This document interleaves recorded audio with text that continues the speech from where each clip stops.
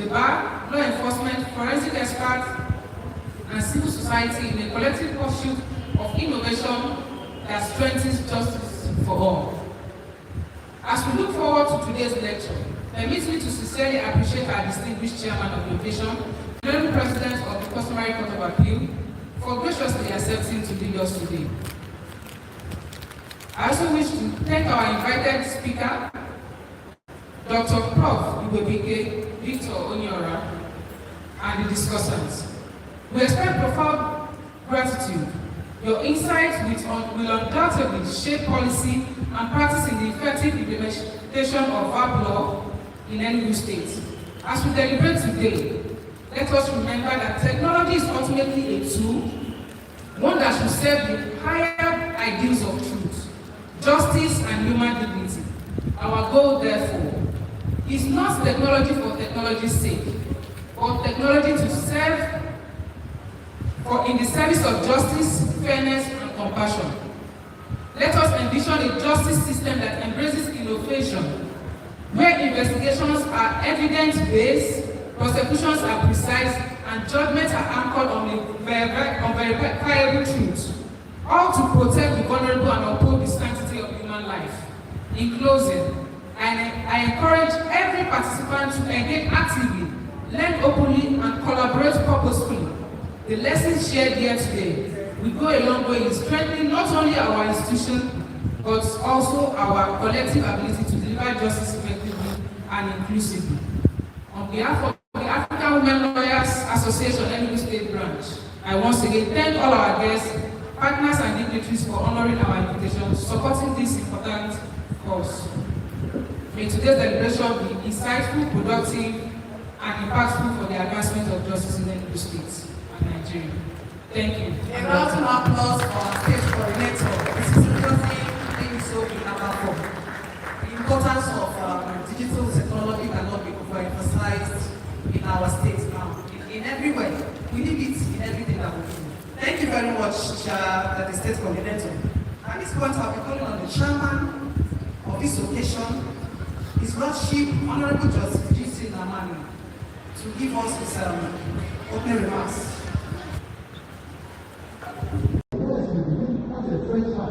But if you do that, you are liable. And whatever consequence that comes out of it, you will get. That's fine. So, we talk about standard of admissibility. The old one is fine, which is whatever is accepted by a scientific committee like us is acceptable to the court. But they found out that because of errors in science areas, they map up the standard by being on the standard, where there are some indices of test criteria. That's right. So, branches of forensics, there are many. The forensic medicine has clinical forensics, pathology, radiology, odontology, psychiatry, and then forensic sciences like labs, from DNA, sciences, fingerprints, ballistic testers, all that, anthropology, go to forensic geology, engineering, accounting, and even cyber security and all of that. Next slide. So newer areas, which is actually what is actually invoked now, is deepfakes forensics. I don't know why it's true. If you remember during back in that time, Okoji was in trouble, and because of it's not like when first was winning, was difficult for the forensics to arrest the man. So Okoji was popular and was disturbing Babangida at the time. Babangida couldn't attack him. But there was this video that came out there when it was, this social media and all of that was not common then. When Okoji was, videoed, naked a woman, because they know that's actually what was really going on. But if that was subjected to deepfake forensics, you find out whether it's fake or AI. Because they look for minor errors, and for the computer science, they will find out whether it's AI or whether it's real. They have minor errors and test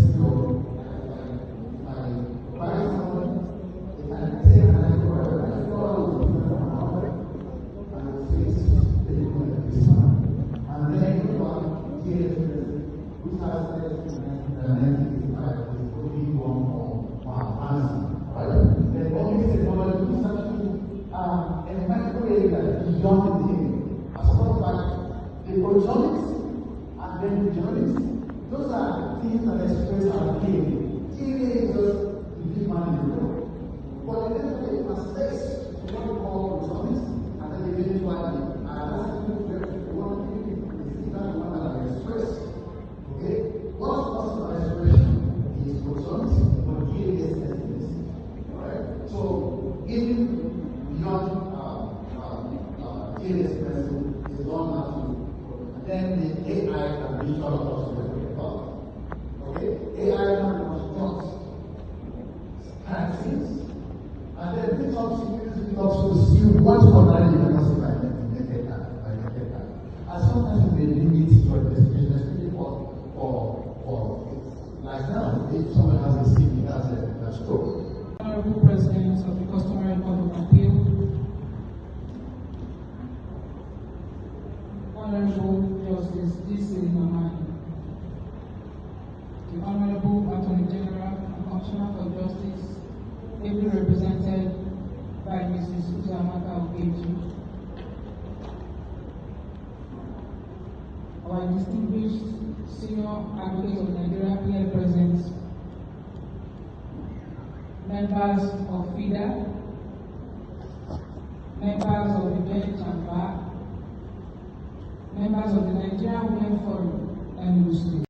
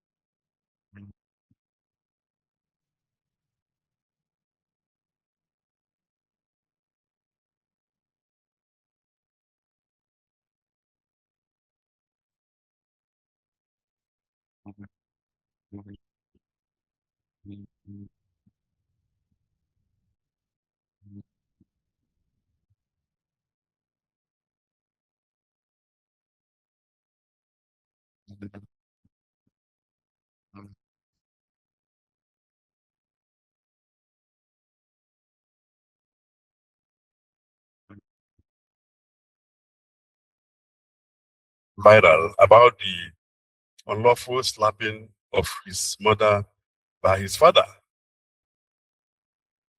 I think we have come to a point where whatever we do, we become very careful and circumspect. Because the person shaking your hand might be having a pen in his pocket, recording the handshake. Well, let me not go into anything. Let me just say, welcome you all to this. I want to salute all our African Women Lawyers Association for what they are doing today. We do hope more of this will come. Thank you very much. Let us keep our ears open, our eyes wide open to enjoy what you have on your menu. Thank you very much. For us, for the chairman of the occasion, the Lord, thank you so much, sir. I would like to recognize the presence of some dignitaries that just walked in now. Mrs. Oyinkosola Badejo Okunsaya, SAN. Ma, you're welcome. You're welcome. Barrister Mrs. Antonia Ejenike, representing the Director of Public Prosecution, Ministry of Justice. Ma, you're welcome. Please, you're welcome. Barrister Mrs. Eze Obiag, the former Vice Chair of Nsukka Branch. Ma, you're welcome. Please, a wave of hand wherever you are. You're welcome. League of Women Voters of Nigeria, Enugu State. Wherever you are, please, a wave of hand. You're welcome. At this stage, I'll be reading the citation.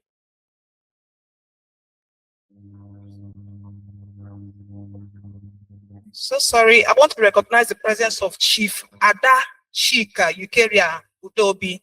Ma, you are welcome. A wave of hand wherever you are. You're welcome. All right, you're welcome. Please, at this point, I'll be reading out the citation of each presenter, Professor Victor Igwebike Onyora.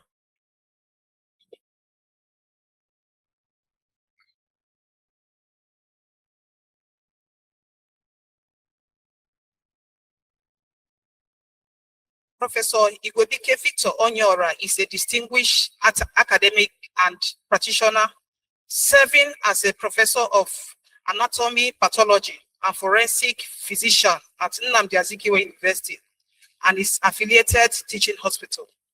His educational background is extensive and multidisciplinary, beginning with his undergraduate medical training at the University of Calabar. He holds a Master of Science, MSc in Pharmacology, a Master of Forensic Medicine, M&M, and a Master of Public Administration, MPA, with a specialized focus on human resource development and management. He is also a fellow of the National Postgraduate Medical College of Pathologists. With a career spanning over 3 decades, Professor Onyora has established himself as a leading authority in forensic sciences within Nigeria and beyond. Since 1998, he has conducted over 5,000 autopsies, ranging from routine clinical cases to complex medical legal investigations. His expertise was further refined through advanced training at Monash University and the Victorian Institute of Forensic Medicine in Melbourne, Australia. This international exposure equipped him with specialized skills in forensic pathology, clinical forensic medicine, and investigation of physical and sexual assaults, including non-accidental injuries in children. Professor Onyora's professional journey is rooted in commitment to institutional development and public service. Following his undergraduate studies, he served his National Youth Service in Lagos, where he demonstrated early leadership by authorizing the organization's comprehensive medical policy. His clinical foundation was further solidified through years of surgery supervised practice at General Hospital, Onisha, and Patelson Specialist Hospital and Maternity in Lagos before he was transitioned into specialized postgraduate training in anatomic pathology at the Lagos University Teaching Hospital, LUTH. In addition to his clinical and research contributions, the professor has held a diverse array of high-level administrative positions that have shaped the academic landscape of this institution. The professor has held a diverse array of high-level administrative positions that have shaped the academic landscape of his institution. He has served with distinction as the head of department, director of international collaboration and linkages, and dean of the Faculty of Medicine. His leadership extended to the broader medical community through his roles on the board of management for the Nnamdi Azikiwe University Teaching Hospital and his current service as a vital member of Nnamdi University Governing Council. I can go on and on, but because of time, we have to, shorten it. Professor, you are highly welcome. Please, this is your time to present your speech. Okay, but I thank you. Yes.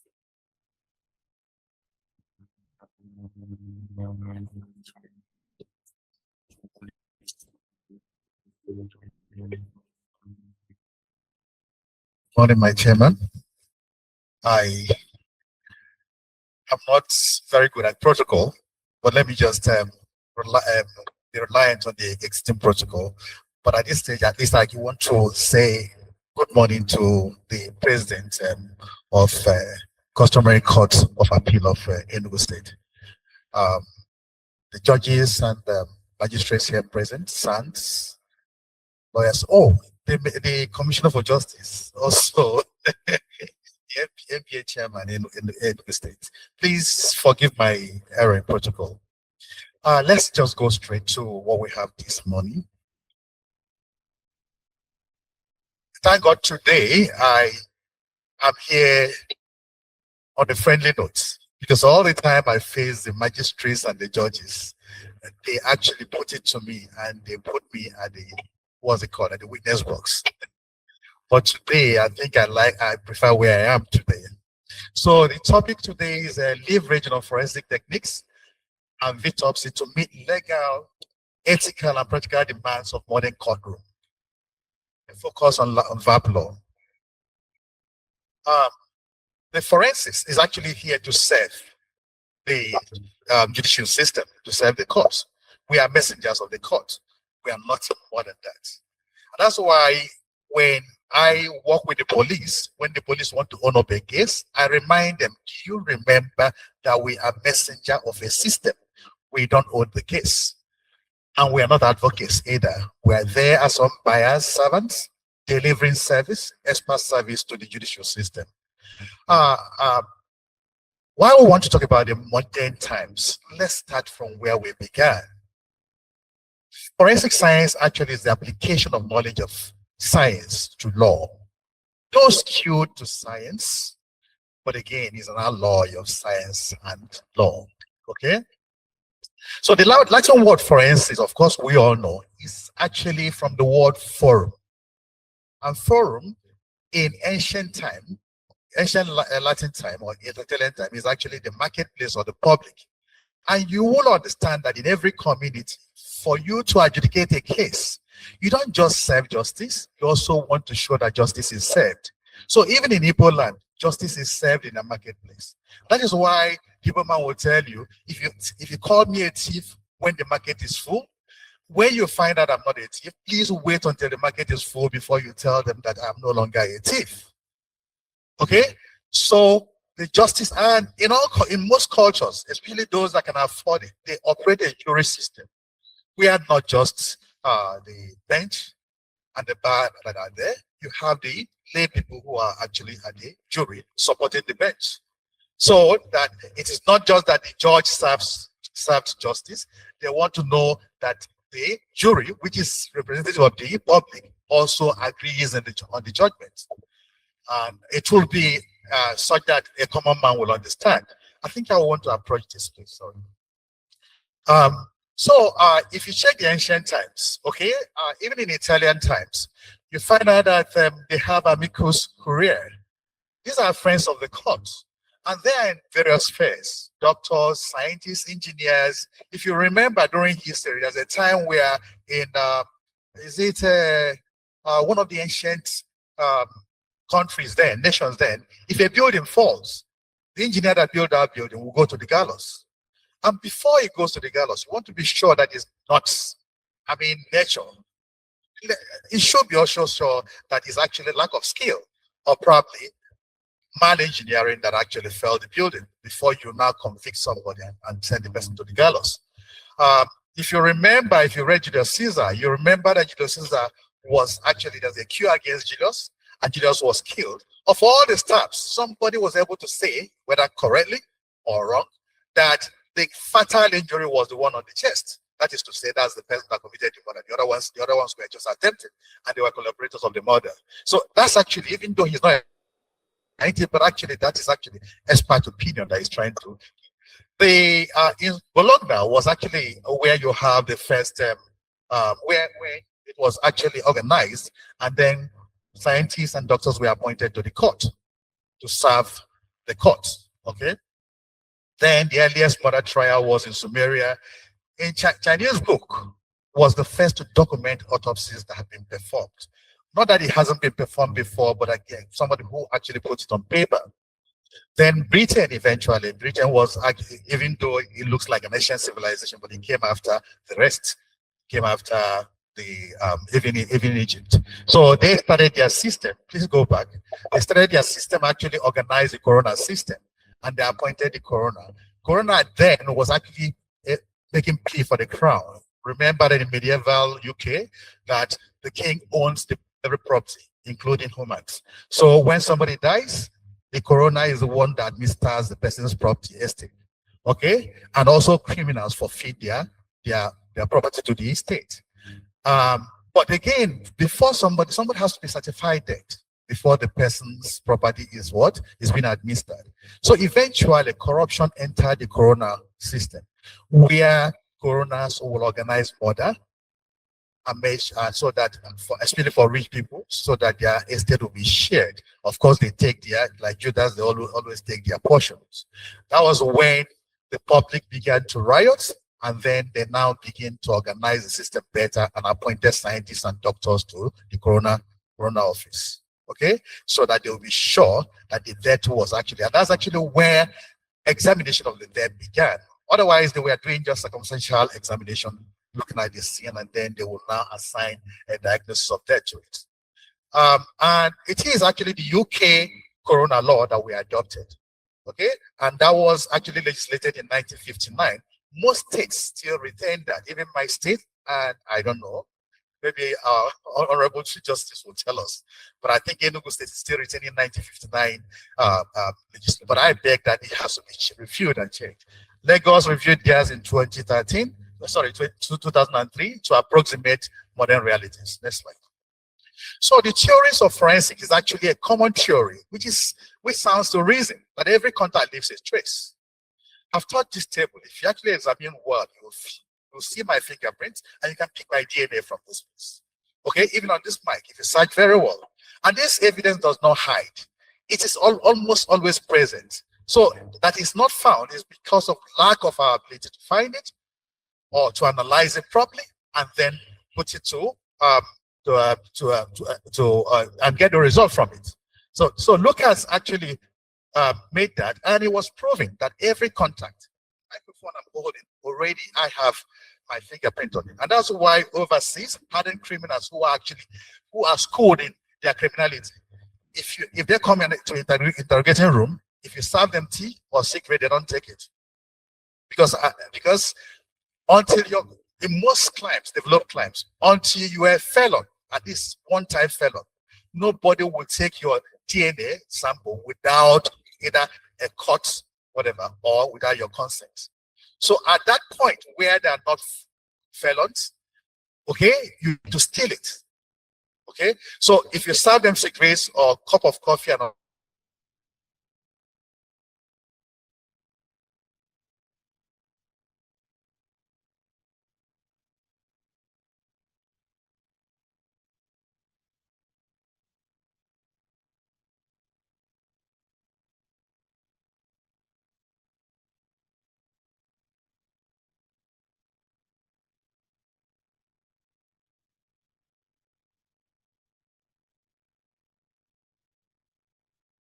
that they won't take it. Because that's what it is. If they go understand it, interpret it, can diminish the value. So the value is absolute. It's just that we,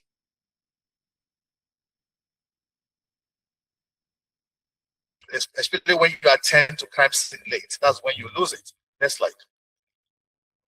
So forensic scientists must be able to integrate knowledge, skill in examination analysis, interpretation, reporting, testimonial duties, duties of evidence to the panels or judicial court of the court. Since forensics is part of criminal justice system, that means that practitioners must be honest, will have good integrity, and have scientific objectivity, also knowledge to be able to deliver to the justice system, because they need the best. And because somebody's freedom is hanging in balance, you must actually be frugal in whatever you're doing, and then deliver effective science. Okay. There has been remarkable advances in forensic science, transforming investigation through rapid high tech, and that's where we are going now. High tech and scientific objectivity are imperatives of today's forensic science. So today, there are several advances. Even though Nigeria is tagging along, really, we are far behind. As a matter of fact, because of what? Not just equipment, but also training. As a matter of fact, I don't know how much I've been retrained. I've been trained since I left where I was. Okay, I ought to be going to at least one international conference and workshops every year. But how much will I have? How can I afford it? So I stagger by, and that is not good enough. So, as in other fields, there are new, efficient way and accurate way of doing all things, and there are even new technologies and new ways of doing things. Okay, and that is how it is operating in forensic science. Next slide. So the judicial system is intention of evidence, whether positive or even important negative. There are people negative. Sometimes they get us to the duration, which is actually complicated that I call what is ready. So you get the positive and also the important negatives, which are relevant to the case. Then examination of the relevant direct and indirect evidence, organizing your data and administering it properly, and then analysis of the data, evidence reporting by writing your report, and then expert testimony when you're called to a panel or to the court. Other duties we do is actually determining the fitness of your evidence, because sometimes police will arrest somebody and start interrogating. You want to know whether the person is fit to give you an interview.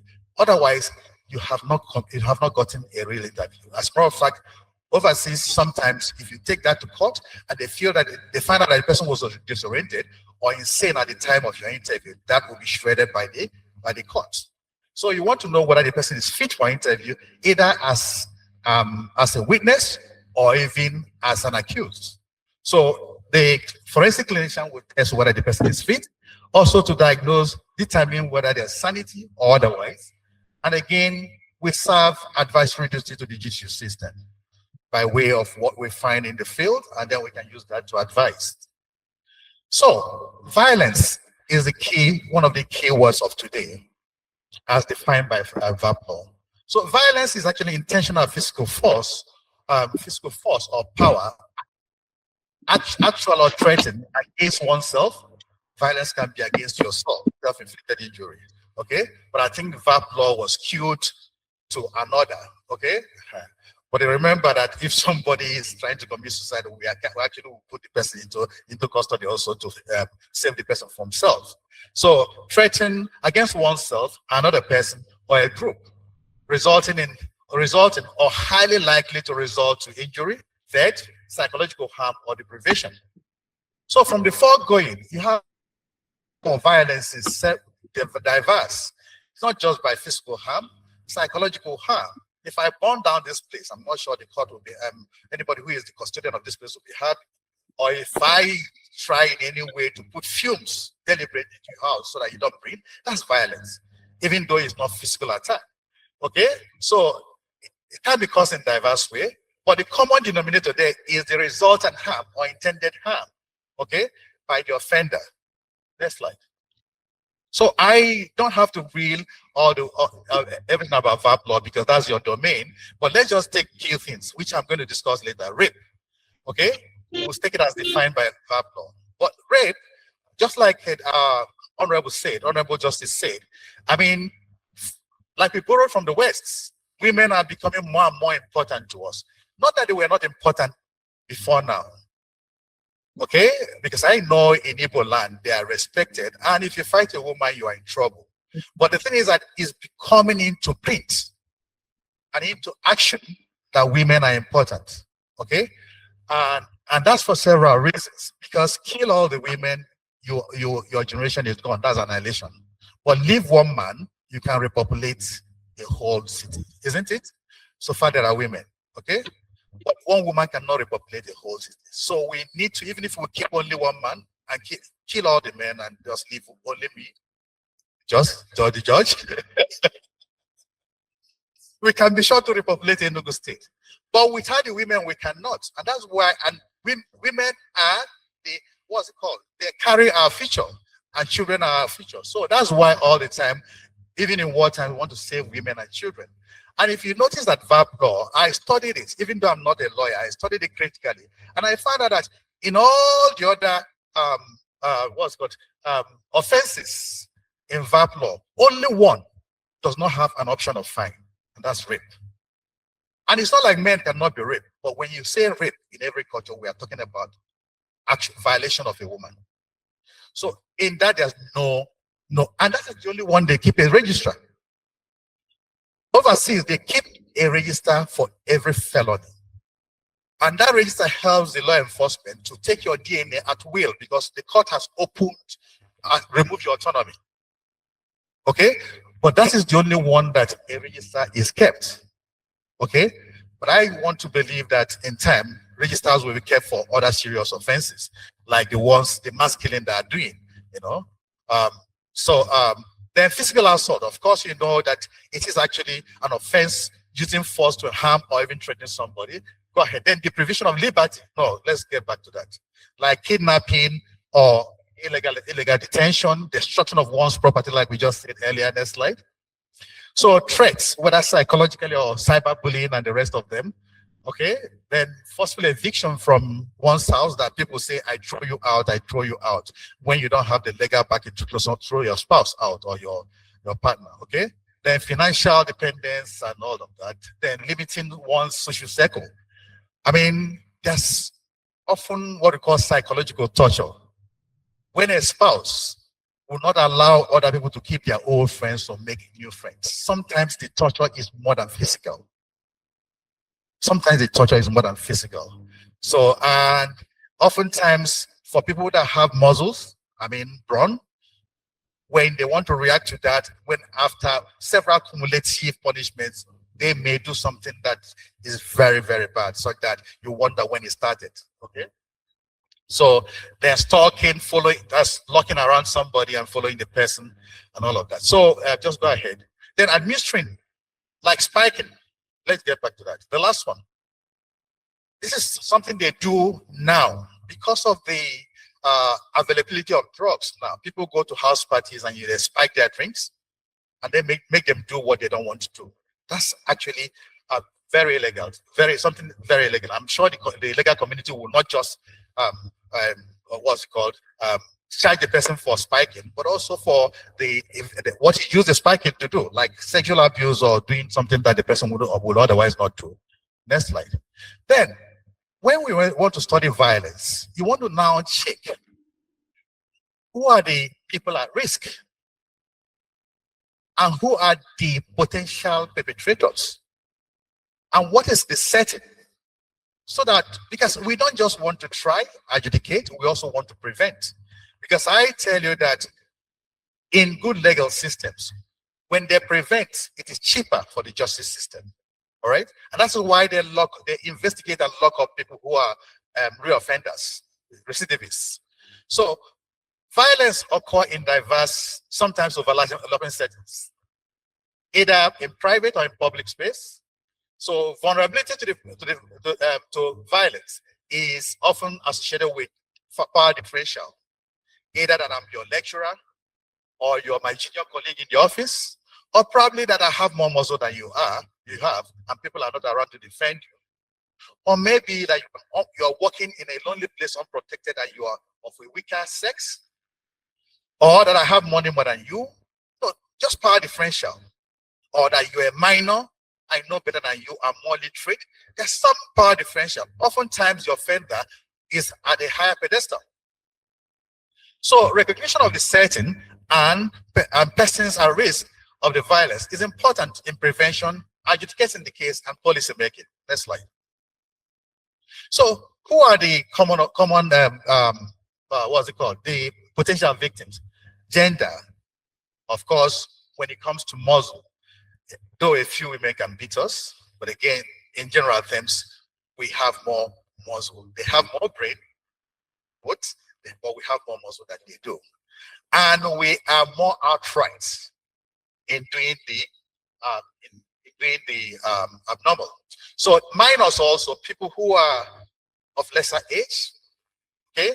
That's why we talk about non-accidental injury in children is a big credit load in forensic medicine, because these are defenseless individuals, okay?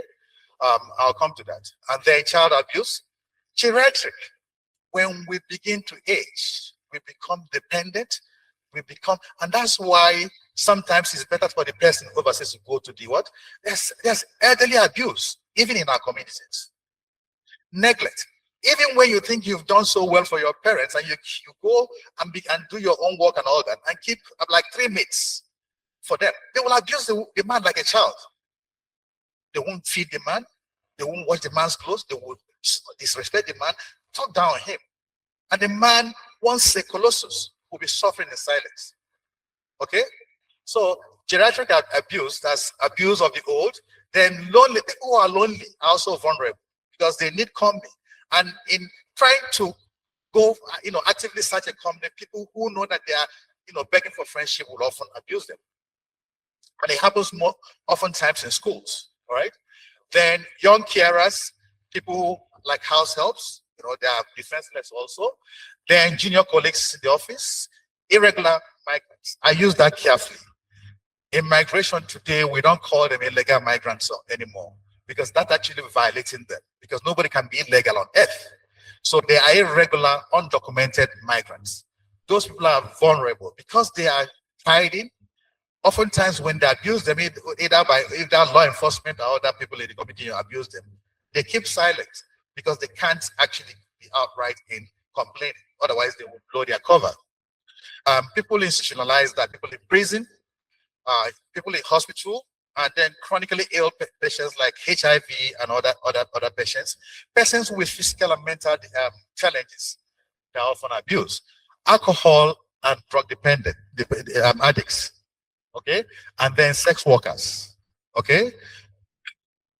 The list can go on and on. Next slide. There are ethical issues in forensics, and those ethical issues is because we want to hold our head high, not just in the public, but also in the courts. Because even though the public will not question us, when you get to court, you'll be queried. So the ethical issues is actually want to serve the public, but majorly to serve the court. Because oftentimes people want to be good in real sense, but people want to also be good just to what? Dodge from the punishment of hell. And the punishment of hell for us is doing the abnormal in court or the judicial system. So we want to maintain high ethical standard. Forensic practice demands high integrity, objectivity, competence. Competence is important, aimed at providing unbiased scientific evidence to the judicial system, regardless of what? The impact of the case. We are not advocates. We don't mind, even though we sympathize, we have empathy inside us that this person may be sent, okay, locked away for life or killed, but we have to be unbiased in doing the science. It is not for us to be empathetic. Let the judge take care of that, whether they're going to commute the sentence or not. Deliver the science the way it is, and then help the court make their case. Okay? So this explains the reason for background checks for all the people being admitted into forensic and people who are going to work into in the forensic field. As a matter of fact, I have my 10 fingers in Interpol. So if I commit here today, if they put my fingerprint, they will get it anywhere I am. So we go through that, apart from the oath you take. So the basic, of course, the basic ethics, but that will be expanded, is autonomy. You don't want to violate somebody's autonomy, okay? Even though you're a forensic physician, without a court order, even when there's a court order, if you want to take a blood sample from somebody or probably examine the person, you must say, please, can I look at what I'm going to do? Would you let me do that? With the court order, you will do that, but you still have to take permission. But even with court order, if the person refuses your permission, you don't force it. You go back to the person who authorized you, which is the court. They will know what to do. We cannot violate people's autonomy. And again, and that's where we talk about informed consent. Even though the person is a non-criminal, you want to collect sample, you must tell him why you're collecting the sample, who authorized you to collect the sample, and what you're going to do this for, use the sample for. The person must know. Okay? Then confidentiality. Whatever information you get would actually be kept secret only for the person who authorizes you. And you can only violate confidentiality only when the public interest overrides the personal interest of the person you collected the sample. Oftentimes we collect it on behalf of what? The coroner, which is the magistrate in our own sphere. And then beneficence. First of all, you treat. Like sometimes they bring criminals in court to the A&E, okay? Or for us to investigate. First of all, what we are seeing is a patient, not a criminal. The judicial system of the police may say is a criminal, but for us is a patient. So first of all, even though you want to investigate, they saw him with a gun, but if there's a wound, you first of all try to treat. Because you may eventually, if you start going forensic way, you may eventually have somebody have a lifeless suspect. So you treat while recording your findings and documenting it. So beneficence is very important. Non-maleficence. We don't want to do anything to harm anybody before us, whoever the person is, whatever race, gender, or even any categorization, so social categorization. And then justice, to tell the public the truth and also to tell the court the truth. Hey, all right, I'm just beginning. So that's it, conflict of interest. Obeka gave me a Bible to read, and now you're limiting it. Because I was telling them that this is lies. If we went back and forth this topic, I told them that what they're giving me is what? A workshop to deliver in 1 hour. I told them. So, conflict of interest.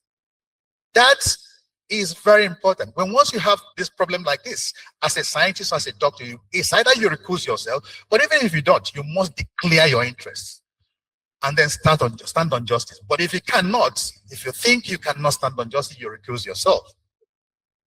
Chain of custody. It is handling material evidence, whether information or data or material or physical evidence, from one authorized hand to another authorized hand. And each time you're handing it over, you document it both in time and the person. Because once there's a break in this chain, then you've lost that evidence ceases to be admissible in court. And that means all the effort is what? Gone. Then bias, you want to avoid both intentional bias, contextual bias, confirmatory bias, and you don't profile people, okay? Then you limit practice to your area of competence. If you remember, Becker was telling me, do digital. I said, digital science are for computer scientists, okay? That is not my area, okay? Then limit your testimony to inquiries. But if you have to expatiate, you take excuse from the court and then do so. Let me just give you an example about confidentiality and being in line with what you asked. This is a DNA result from a man. A man was accused of impregnating a daughter. Okay, and the man said, "I didn't do that, but I'm sure that my daughter has a boyfriend." And when they tested everything, these things I highlight. This won't be highlighted like this when you're delivering a result. Okay, especially the one in red. You dare not do that. So you find out that in all the matches, in every gene locus, there must be that of a mother and that of what?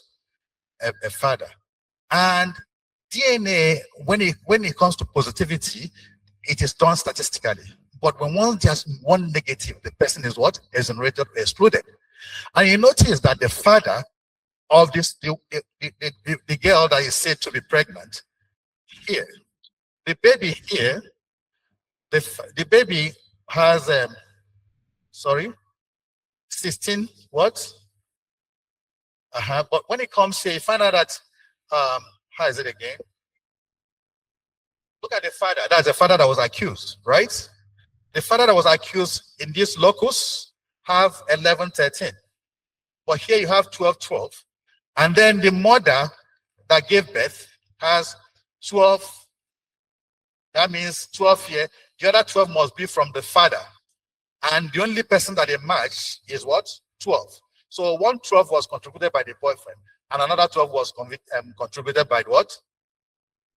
But this does not exclude the fact that the man may have been abusing the girl. The question I was asking, or we're asking the court, is whether the man is the father of the child. So we limit our answer to it. But we found something else in this. And I've seen two of these cases in Nigeria, one abroad. We found out that even the girl that was impregnated is not the daughter of this man. But you dare not say it because that was not the question. So that's confidentiality for you. That is not your call. If they find it out and call you back again, yes, you begin, that's a fresh charge. But if you do that, you are liable. And whatever consequence that comes out of it will be on your head. Next slide. So we talk about standard of admissibility. The old one is FRI, which is whatever is accepted by the scientific community like us is acceptable to the court. But they found out that because of errors in science evidence, they now up the standard by giving us the debate standard, where we have to, there are some indices of testing criteria. Next slide. So branches of forensics, there are many. The forensic medicine has about clinical forensics, pathology, radiology, odontology, psychiatry, and then forensic science is diverse, from DNA sciences, fingerprints, ballistic textiles, all that, anthropology, go to forensic geology, engineering, accounting, and even cybersecurity and all of that.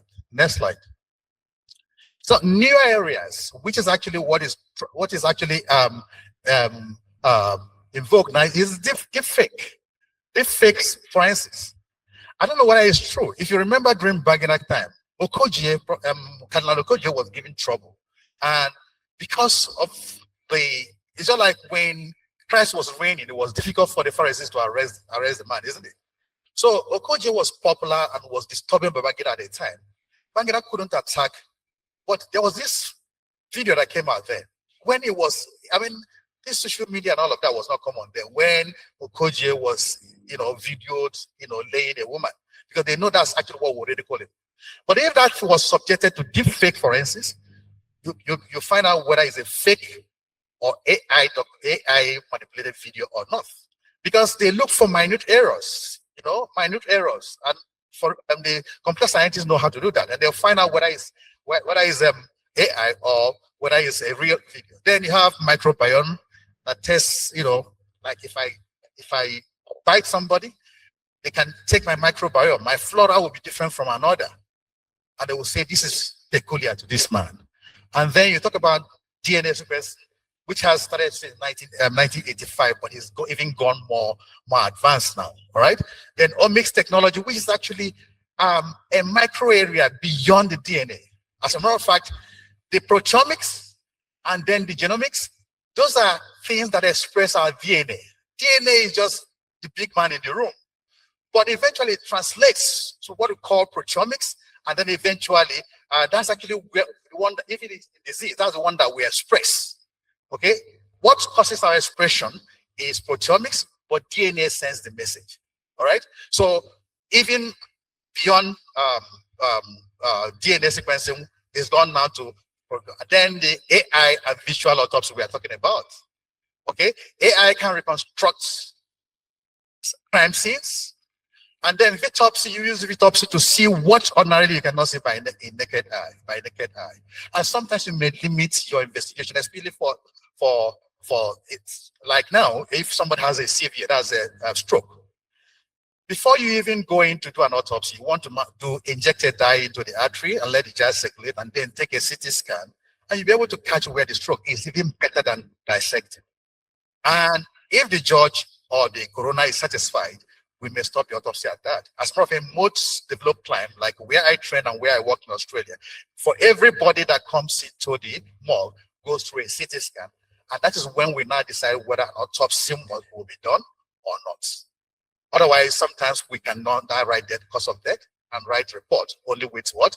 Virtopsy. And then DNA methylation for age, you can use that to know how old one is. And then automated fingerprints, AFIS. Fingerprints is an old technology, but there are more modern ways of doing that now, which a computer, it doesn't now need somebody who is highly trained. Put it in the computer lifts it up and gives you whether there's a match. And fingerprints are very unique, whether you're identical twins or not, just like your teeth. Teeth, even whether you're identical twins, they are different. But you can have match in DNA of identical twins, except if they face some environmental things like epigenetics that changes the DNA for that person. But for fingerprints and teeth sets, I mean, they're unique for every individual. And that's why you have usefulness of forensic odontology in forensic, especially for identification. Then bulletproof, bullet comparison. People compare with ordinary eyes before, then we now came up to comparing microscopes, and now we have a more AI energized way of comparing bullets that will tell you, even if 2 guns are manufactured today, the same batch, after use of 1 or 2 days, if they shoot, with that you can say which gun that shot. So it's not a question of it was you that shot, okay, and it was the other, okay.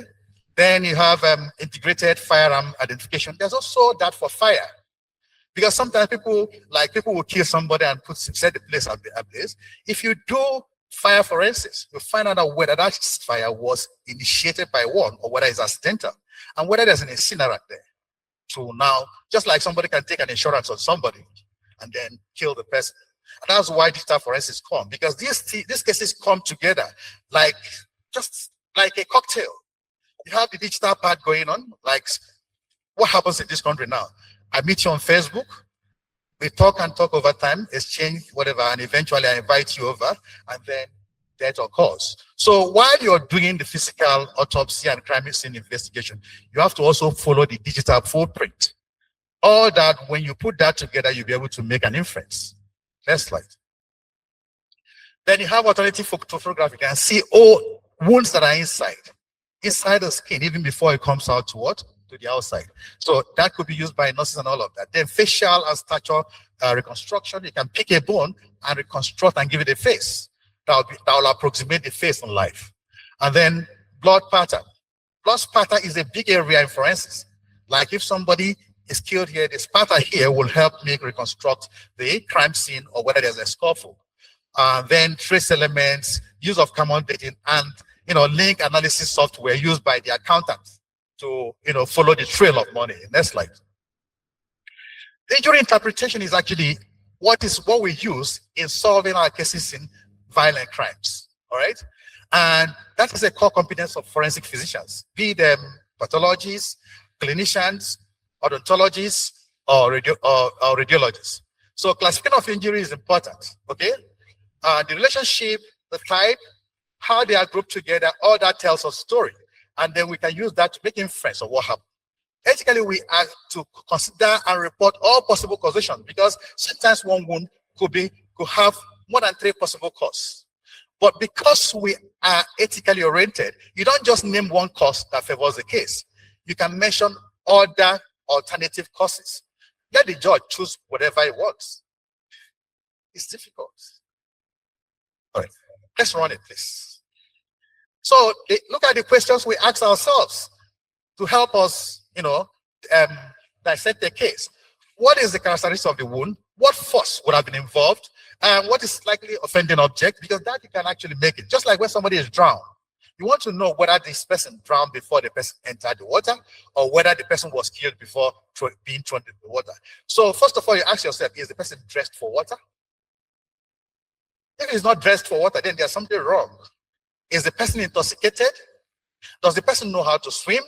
All those questions, then before you now collect the body and examine the body, you add it to that background questions that you solve, and then you'll be able to make out whether there's violence or whether it's what? A force majeure. And that's what you do with injuries too. Next slide. And then in checking the injury, you want to use your words carefully. If you don't want to corner yourself, don't even use it. Except they ask, if the wound is fatal, then that means the person was aiming for kill and the person has gotten it. If he has potential to be fatal, then the person was aiming for kill, but maybe did not have it. So the judge will make decisions, of course, on those notes, if he actually takes your evidence. Next slide. Then we don't age wound. We just give a range, because wound cannot perfectly be aged because it's an inexact science. There are several types of wounds, okay? And those wounds have some definite causative agent. Like bruise is actually a blunt injury, not a sharp injury. And abrasion is a scrape injury. And then laceration is a tear caused by blunt force. And then incision is a neat cut caused by a sharp object, like a knife. And then fracture, of course, that's on the bone and all of that. Then penetrating injury is the one that bores a hole. Puncture bores a hole, but it does not go beyond. Then crush injury is the one that needs a heavy force. And then you have blast injury from explosion. Next slide.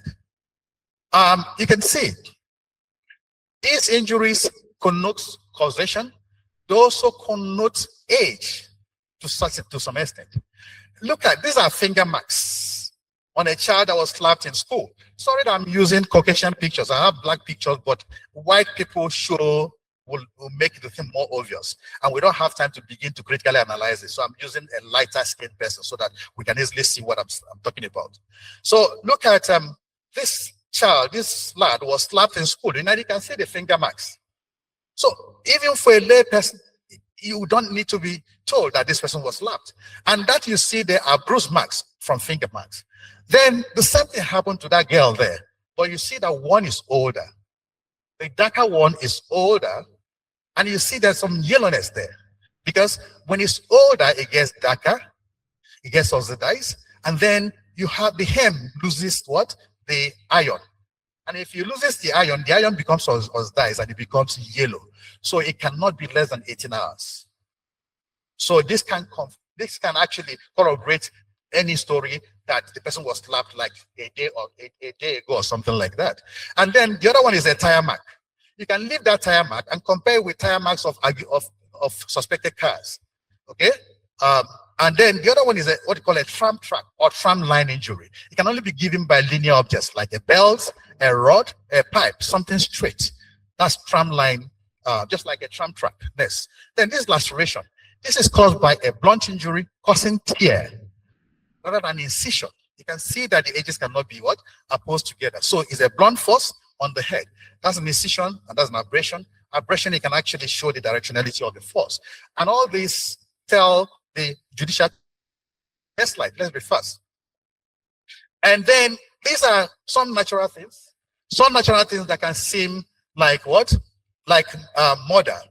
These are called Lichtenberg signs. When somebody is struck by lightning has a voltage of about 3,000. Very high voltage, but it's a direct current. It kills and it gives this mark. So if you come, people will think, because oftentimes we think somebody has killed, but I tell you that in 8 out of 10 cases, oftentimes they are natural deaths. And that's why we need to study and exonerate people who are accused. So these are Lichtenberg, but this one is a bite mark. A bite mark from a human being. And you can use this and lift it, the teeth set from that place, and then find the person who did the attack. The other one is a snake bite. So we need to distinguish all of that because it has fangs. Then gunshot injuries, we'll talk about directionality, entry and exit wound and all of that. Next slide. And that's an exit wound. You see the beveling there. Next slide. Stab wounds also. Next slide.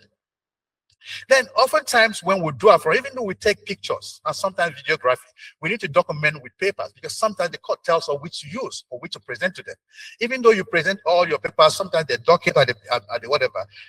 The one they want you because of how horrible the pictures are, the judge or the court may want you to show diagrams. And diagrams are more easily understandable.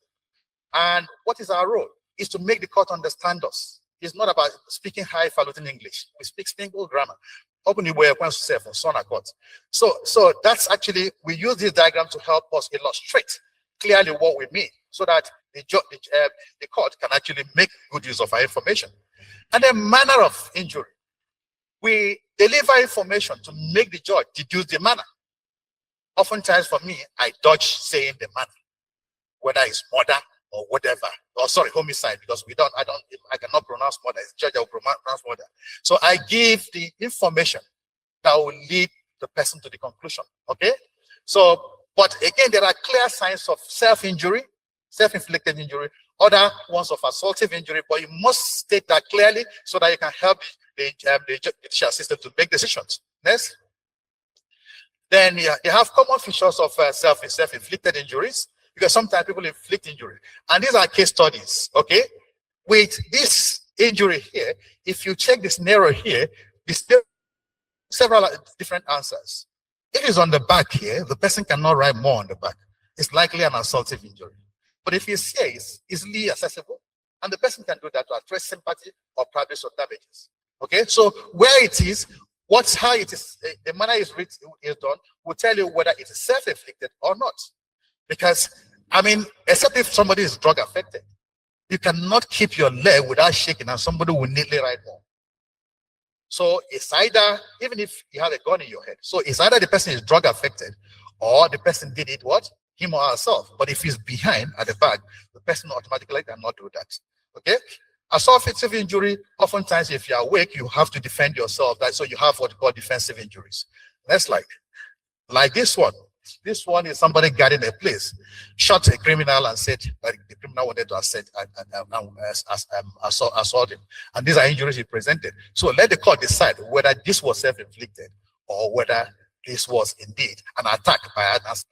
No doubt the person was a criminal, but he shot instead of maiming and arresting. Okay, and he presented this injury and said it was out of self-defense.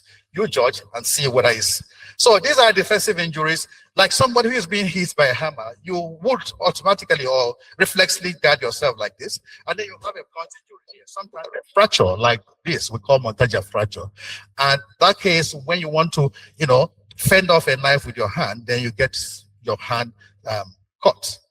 Then sexual assault. We all know the meaning of sexual assault. Okay, so let's go on. Let's go here. The myths. One myth I want us to know is that there is frequent lack of injury in sexual assault of adults.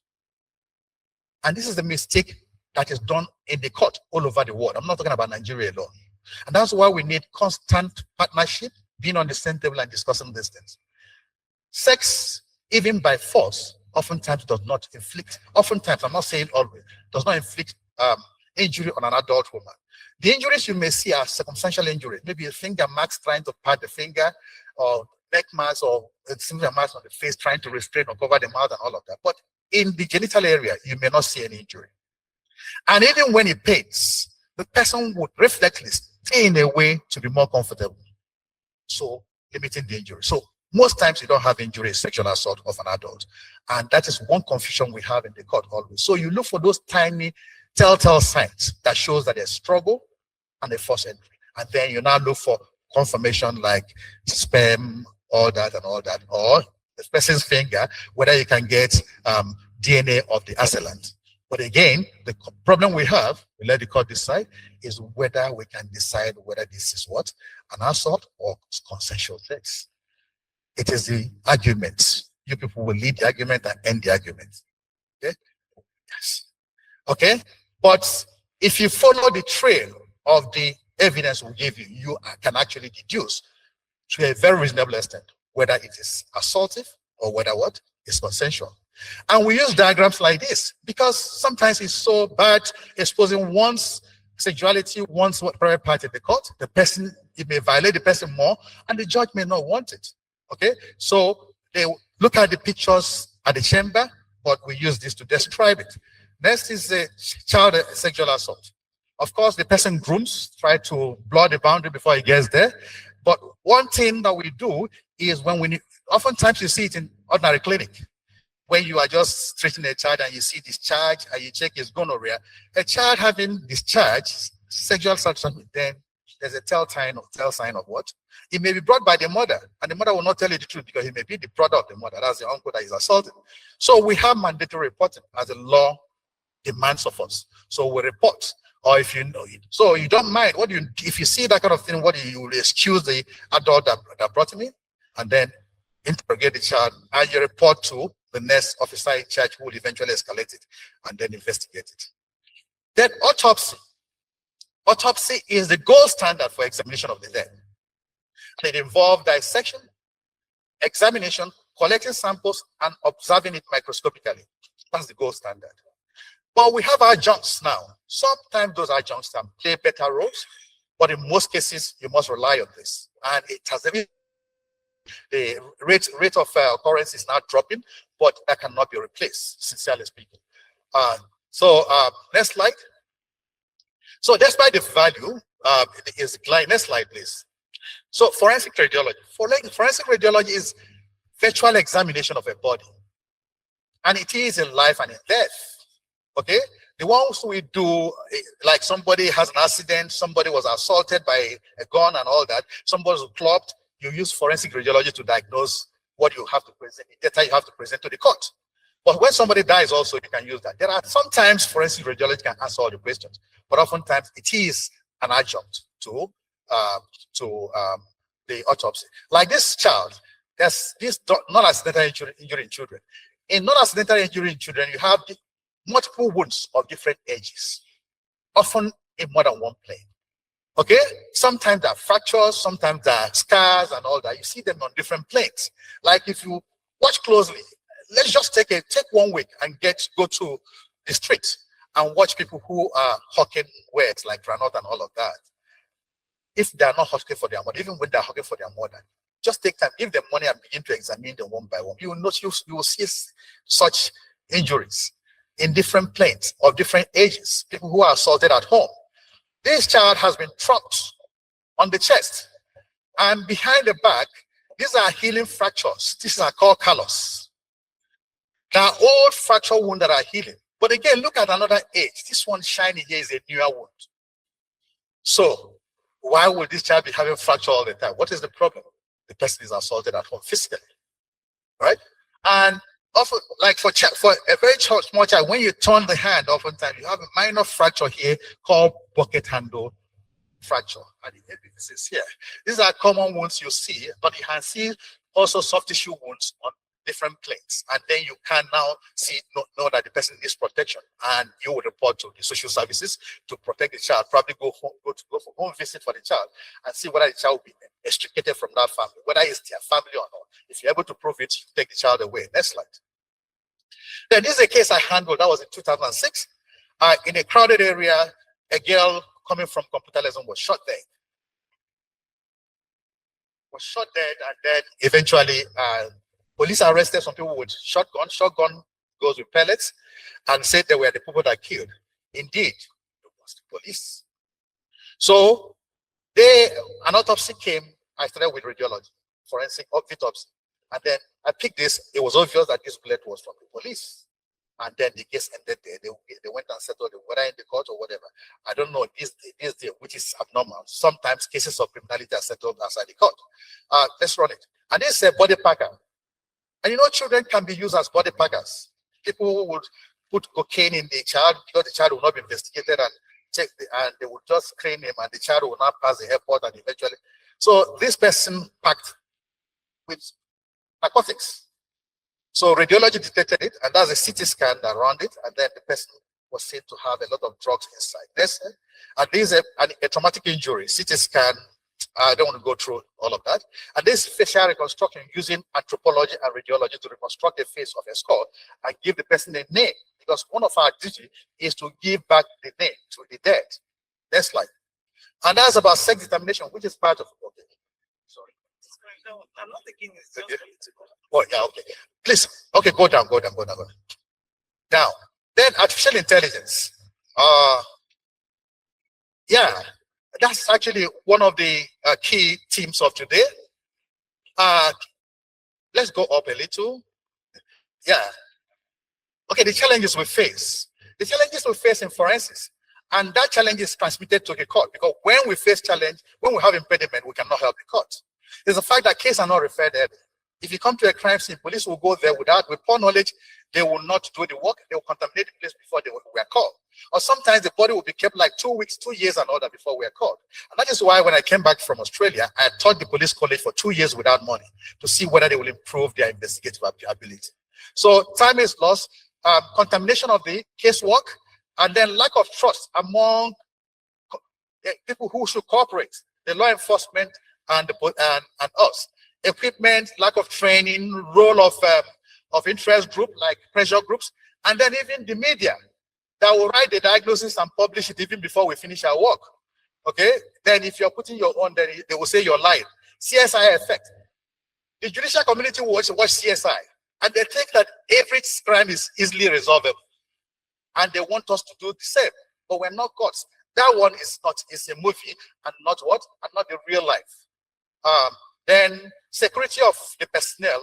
Sometimes we're in trouble with some crooked people. Then time that we're wasting in court. Sometimes they bring us to court, unlike what is done overseas. They give us our time. You come in the morning and you stay a whole day. You may not do your case. If the man hour for that day is gone, and you may come again. That actually troubles us, and dissuades a lot of people from taking forensic case loads. Then funding, remuneration, inadequate knowledge of our colleagues in the medical community, the judicial community, to understand our communication and all of that. Then other problems, of course, is forensic science methods. It's not infallible. Sometimes mistakes are done and you may not diagnose those mistakes. And that's why we're required to do frugal science and all of that. So next slide. Yeah, conclusion. So diverse modern techniques have today transformed the courtroom from a system reliant on just oral testimonies to that hinged on what? Empirical science. The shift offers superior precision in identifying suspects and importantly exonerating the innocent. Okay? And resolving complex crime, sometimes cold cases that are there over the years, to ensure that the real purpose is served. Okay? The introduction of these modern techniques to the courtroom must be intentionally scrutinized, not just by us, but also by judicial systems that are receiving it from us. Because you are the person, the customer. So you must tell us what and regulate us. Okay? So to ensure that indeed it supports rather than impairs the judicial system or judicial service. Okay, more modern techniques to serve the justice system effectively. Okay, for more modern systems to serve effectively, they must be not merely presented as infallible scientific data, but also comprehensible. The fact that we do a robust science without breaking it down, communicating to the court, we have not done anything. So you must make it comprehensible, verify components of transparent and robust legal process. Next slide. So the methods from the data collection to analysis must be clearly communicated to the courts, especially when asked in simple, understandable language, including the listing of limitations. Any place that your method has limitation, you don't tell them it's 100% infallible. If you have a limitation, you must communicate to the judge. Let the judge make a decision whether you have to discontinue the limitation or not. It is not you. If they found out that you have not presented the limitation, that's perjury. Truly. Okay? Hence, there is need for continuous legal education. So, furthermore, the power of the new technologies brings critical responsibility to the judicial system so that you make sure that science does not outpace your knowledge. Like in 2012, okay, Australian law enforcement were chasing cannabis, and people went to the lab and manufactured synthetic cannabinoid. Science community dictated that because when they saw people misbehaving, they take blood and they dictated that this is cannabinoid, but it's not a natural cannabinoid. But legislation could not do anything because you need legislation to be able to bring them to justice. So they were caught and released, and you remember that legislation is a slow process.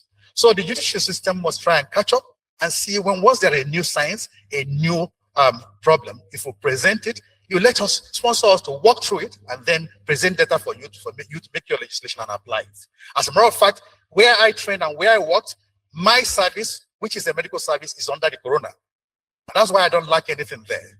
I go to international conference twice a year, sponsored, and internal local conference once a year. We're under the corona, and we don't compete with radiology or whatever outside because we are the only medical and scientific committee under the corona. So the corona sees us as a very precious child, and they give us what we want, and we serve them very, very well. So the presenter at this juncture calls for forensic society that includes forensic practitioners, law enforcement, the lawyers, including the bar and the bench. Let us often come, just like they did in the ancient past, Code of Hammurabi, Code of Hittite. We form a society and discuss these cases and be able to help ourselves, increase the will of justice, and also, ensure that we improve our security. So it's important that we have such a society, a forensic society. As a matter of fact, where I trained, I took like from lawyers, I took 18 credits of law, and undergraduate law students come to the forensic unit to spend 6 months with us, not just in theory, but in practical science, so that they will understand the service we give them in the court and be able to interrogate it. Okay? The letter will go a long way to greasing the wheel of criminal justice system and further improve the national security. Thank you.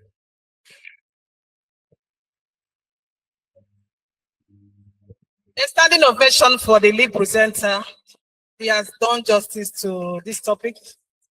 Please, Professor, thank you so much.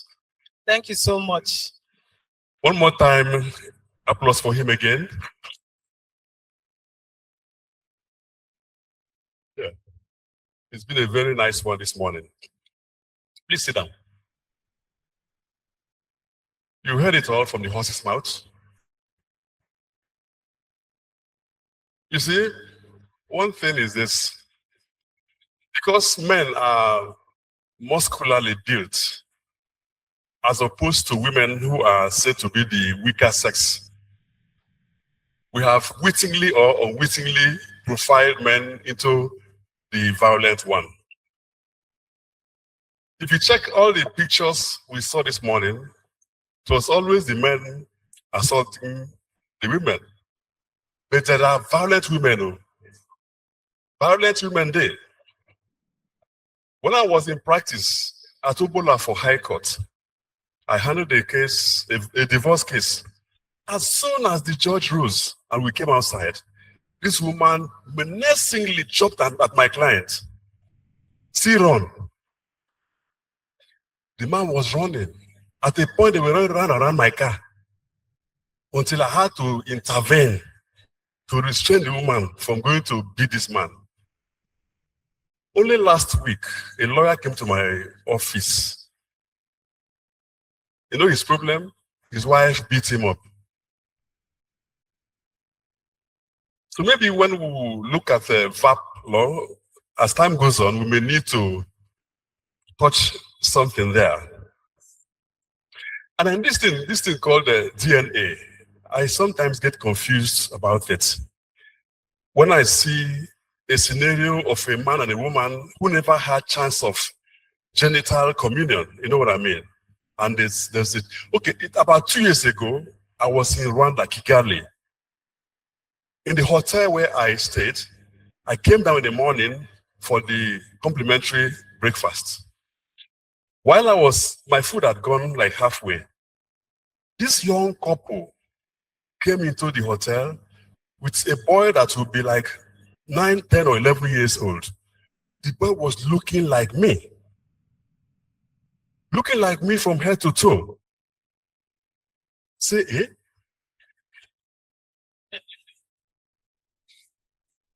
Honestly, I started shaking. This dentition, big head, name it. Look at let me shock you. At the stage, the mother looked at me and looked at me again. I said, trouble. You know what I did? I rushed my food and left before the man would look at me.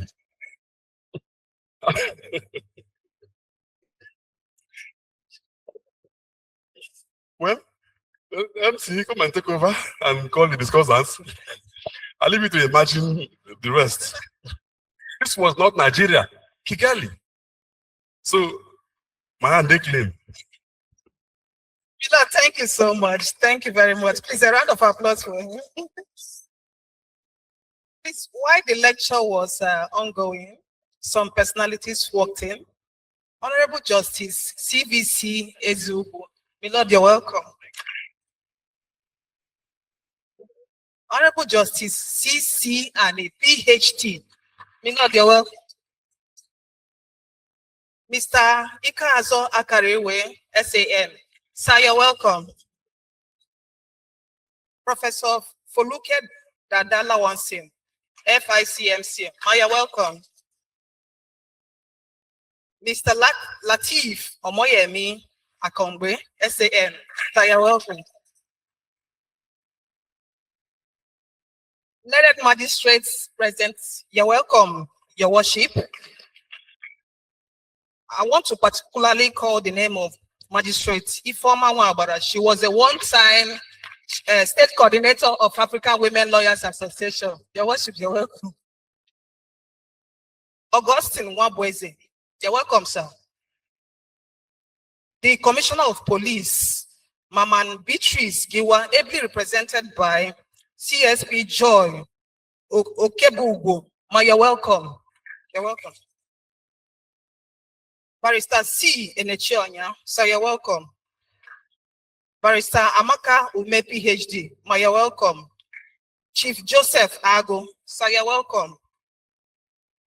So at this point, we're going to be stepping into the panel session, and I'll be handing over the microphone to the moderator of the panel session, Mrs. Chidi Grace Obeke. Please proceed so that you can manage this session. Thank you very much. A round of applause for her.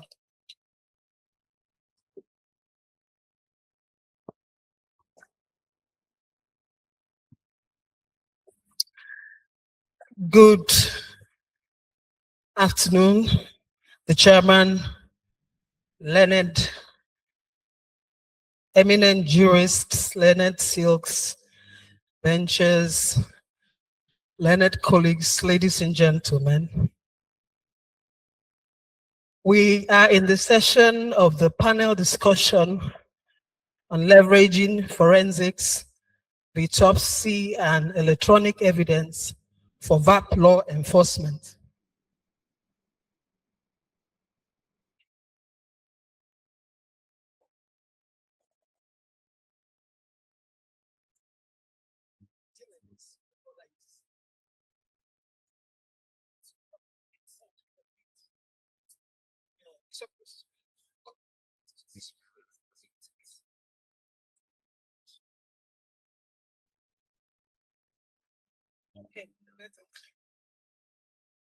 Sorry for that break in transmission. I'd like to call the members of the panel. First of all, we have the Honorable Justice Annie Comfort, Chinyere Comfort Annie, Justice CC Annie, PhD, MCI app. Honorable Justice Comfort Chinyere Annie, PhD, was born 20th, and all of that. Ladies and gentlemen, please, Honorable Justice CC Annie, put your hands together. We also have Mr. Latif Omoyemi Akambe, SAN. A round of applause for him, please.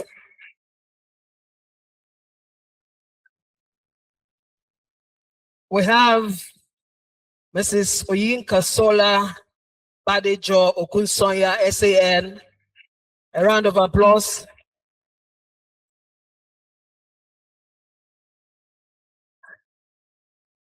And then, finally, we decided this morning to have a representative of the young lawyers. Everything at the bar these days have the young lawyers in mind. And so we have Barrister Joyce. I was given the name just now. Please put your hands together for Joyce She's a young lawyer, and she will be at the panel.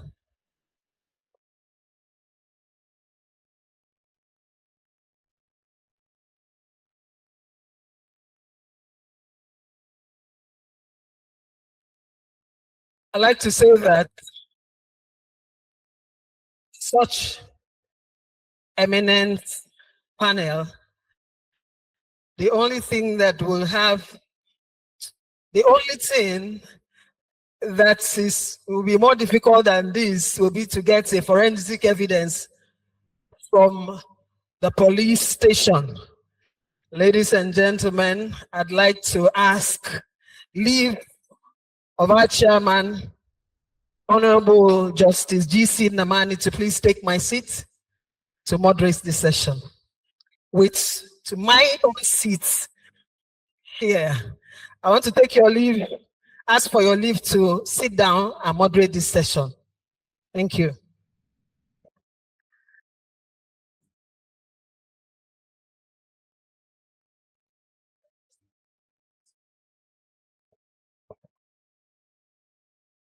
That's a big one. In the middle of a judge and a son. So it's a privilege.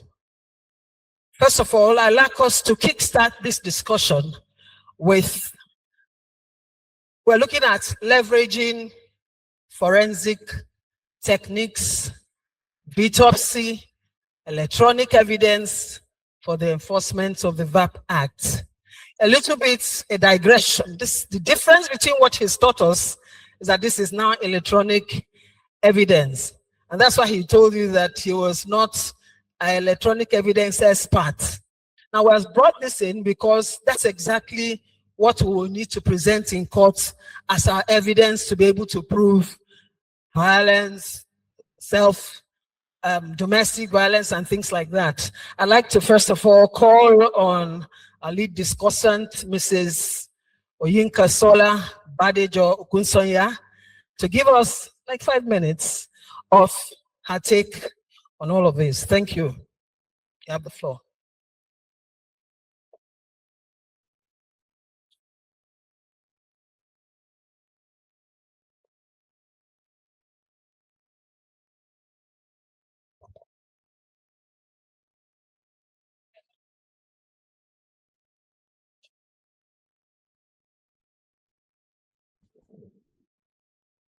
The chairman, Honorable Justice Namani, always a pleasure, sir. I think I've met your lordship on every single visit, and it's always a pleasure. Distinguished colleagues, learned brother Silks, Mr. Ekazo Kariwe. The last time I was here at your instance in this very hall. My Lord, Justice Annie, and other judges here present, Chair of the EMBA, my good friend, Mr. V.C. Odo, co-panelists, distinguished colleagues of the Enugu Bar, ladies and gentlemen. First of all, let me apologize in advance because I have not yet mastered the art of being in two places at the same time. And roundabout now, I'm supposed to be in Onitsha, which to the best of my knowledge is at least an hour away.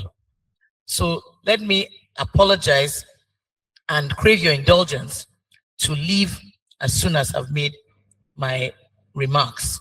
I do apologize in advance. It can't be helped. I had to balance competing interests. My Lord, do I have your Thank you very much, sir. Now, thank you, Prof, for the extremely detailed treatise on forensic pathology and all that goes with it. In fact, at a point, I felt that you should have warned us that viewers' discretion is advised, because some of those images were rather squeamish. But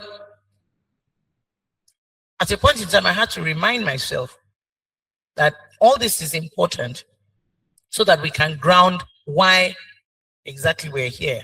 And from the perspective of an organization like the African Women Lawyers Association, digital technology in the courtroom is not just a question of modernization, because it goes directly to the issue of access to justice, professional equity, and the transformation of how we protect the most vulnerable in the society, which is what OLA spends its time doing. The aims and objectives of the organization are to protect the most vulnerable, women and children.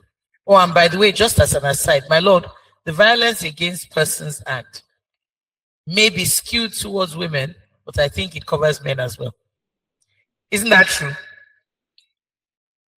So let me begin by saying that the greatest danger in modern justice is not the absence of laws. As we can see from VAP, we have the laws. What it is the gap between the law and the tools that we need to enforce those laws. So we can have all these beautiful laws, but if we don't have the right tools, we can't. We operate in an environment where evidence is digital.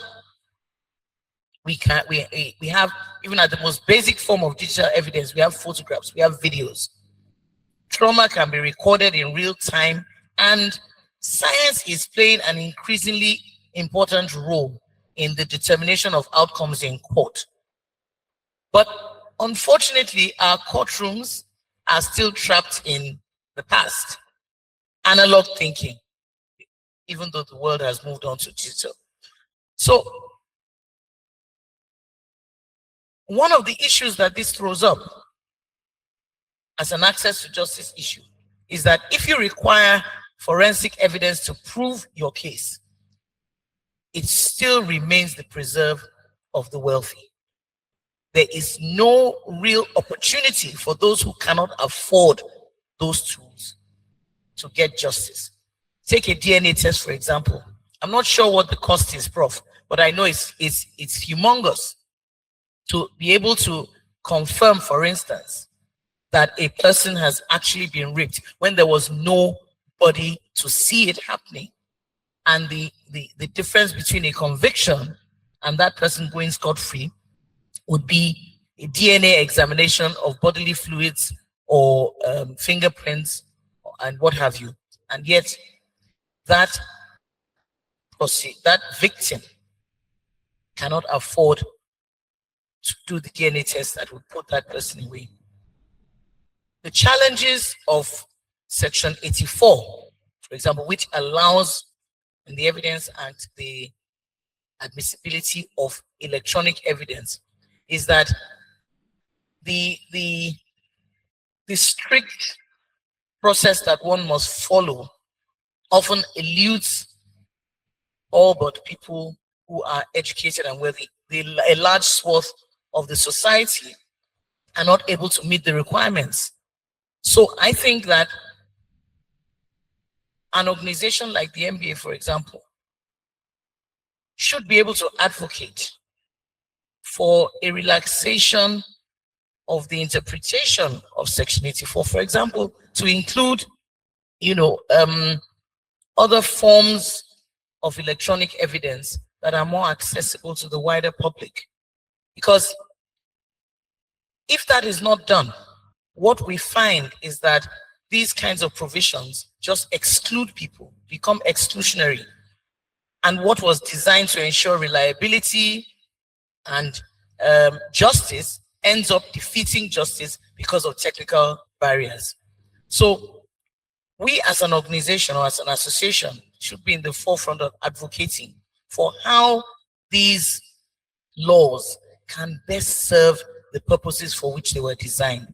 We must move towards a system that prioritizes practicability over formality, where digital evidence is assessed on reliability, its context, and corroboration of evidence that is provided, rather than just certification formalities. Just if you have to have a certificate certifying that it came from a particular system and it was generated in the normal course of the use of that machine, those don't have any real effect or real impact particularly in the context in which we speak today, which is dealing with offenses against of violence against persons. So OLA, beyond the MBA, should be in the forefront for advocating for reforms and practice directions that allow for greater judicial discretion, especially where indigent victims are concerned, so that credible digital evidence is not excluded because of technicalities, because we can't afford for justice to depend on what on only people who can afford forensic. Thank you so much. And building on that, you spoke about you leaving. So, but maybe before you leave, let me ask this question. You just mentioned, how is it we are going to make sure that it's not only those people that have the money that will be able to fund forensic examinations? In Enugu State, we have the Victim Support Fund in the law, the VAP law of Enugu State. How do you think, because most of the time, it looks like a suggestion if a law is not followed through, how would you think that the bar can compel the state to make that victim support fund functional? Well, you know, yes. Ordinarily, where the law compels an action, right? Things like making it mandatory for those bodies that are responsible for those things to perform those acts, an order of mandamus, if you like, is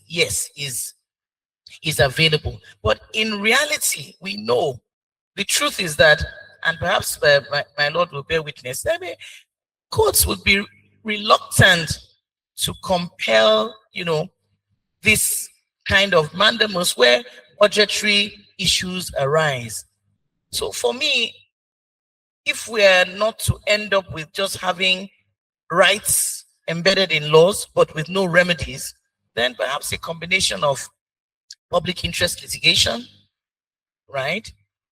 Sustained advocacy. I think there's many things that advocacy can do, and very little that advocacy cannot achieve. Yes, we can explore and invoke compelling government to fund the fund because it's contained in the law. Does it actually always translate into action in reality? So I think in addition to exploring those options because the law provides for them, we should also be more pragmatic, because at the end of the day, what we're looking for is solutions, right? With a combination of public interest litigation with sustained advocacy and pressure, legislative enforcement pressure, we can then ensure that those provisions that are written into law are actually operationalized. But I think compelling on its own is never really completely effective. Yes. Okay, thank you very much. Let me ask Honorable Justice. I'd like to ask, how would you, promote or advise the bar after you've had this kind of forensic exposure, how to now begin to use metadata, timestamps, instead of the traditional way of presenting evidence? Thank you. Thank you very much. Well, you caught me before my intervention. But I'll say answer. The solution is training, getting abreast with the developments, knowing what is IT, how applicable it is when you need to use forensic evidence, like coming to court to present cases without expert evidence where it is required. It will affect the case negatively if you're not able to prove what you should prove in this digital era, especially in a world of AI.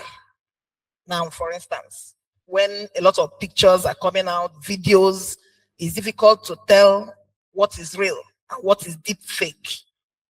Unless you go the extra mile to convince the judge the way you want the judge to reason, by calling expert evidence or by being so learned in it to be able to point out what and what are the characteristics that distinguishes the real from the fake, and so on and so forth. So it's all about education, learning, and being able to get expert witnesses to come to court to testify when you have such issues.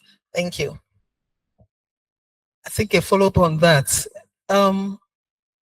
You mentioned deep fake.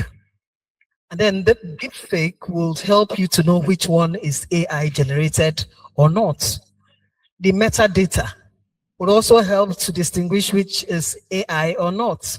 The timestamps, we actually say the exact time that that data was generated, who generated it.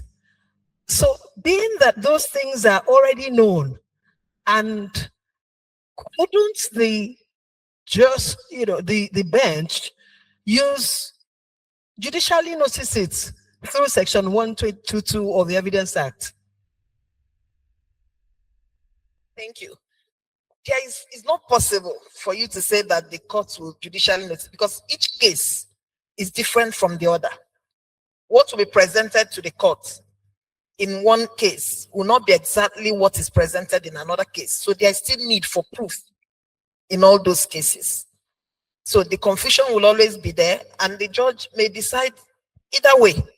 If she's not well or he is not well persuaded on the side the lawyer, because you're asking me about the bar, the lawyer wants the court to go. So it's still about that expert evidence of the people that know. Thank you. Thank you very much. At the end of the day, convictions would come from the bench. And so it's important to make sure that even where we have the forensic, we have the virtopsy, we have electronic evidence and all of that, it will still have a meaning in court. So that's why it's important to know at what point or what can maybe convince a judge that I should be able to use this kind of evidence. Assuming an expert digital engineer comes to the court, would it convince a judge to not use it to convict in matters of domestic violence? Of course, it will help. You can't compare it to where such evidence was not before the court. We deal on evidence. If an expert comes and establishes what was already being proposed to the court, why not? You balance it to the other one, and the higher one on the scale will win. Thank you.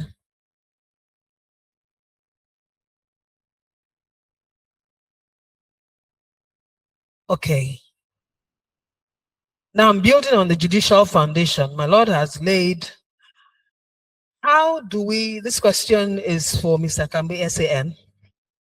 How do we operationalize this in the heat of trial?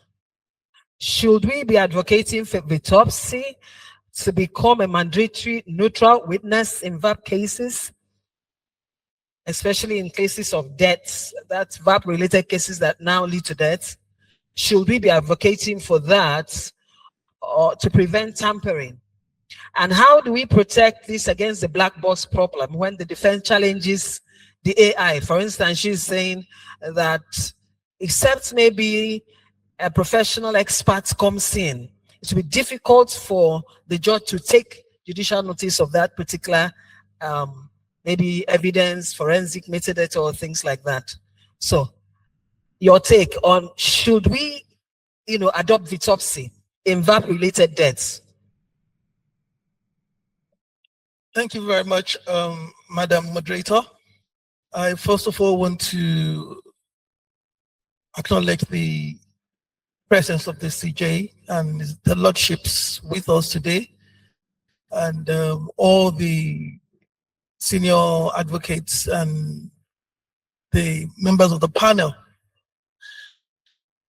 The fact that we have his lordships, their lordships here shows how much value it's placed on a body like Aula.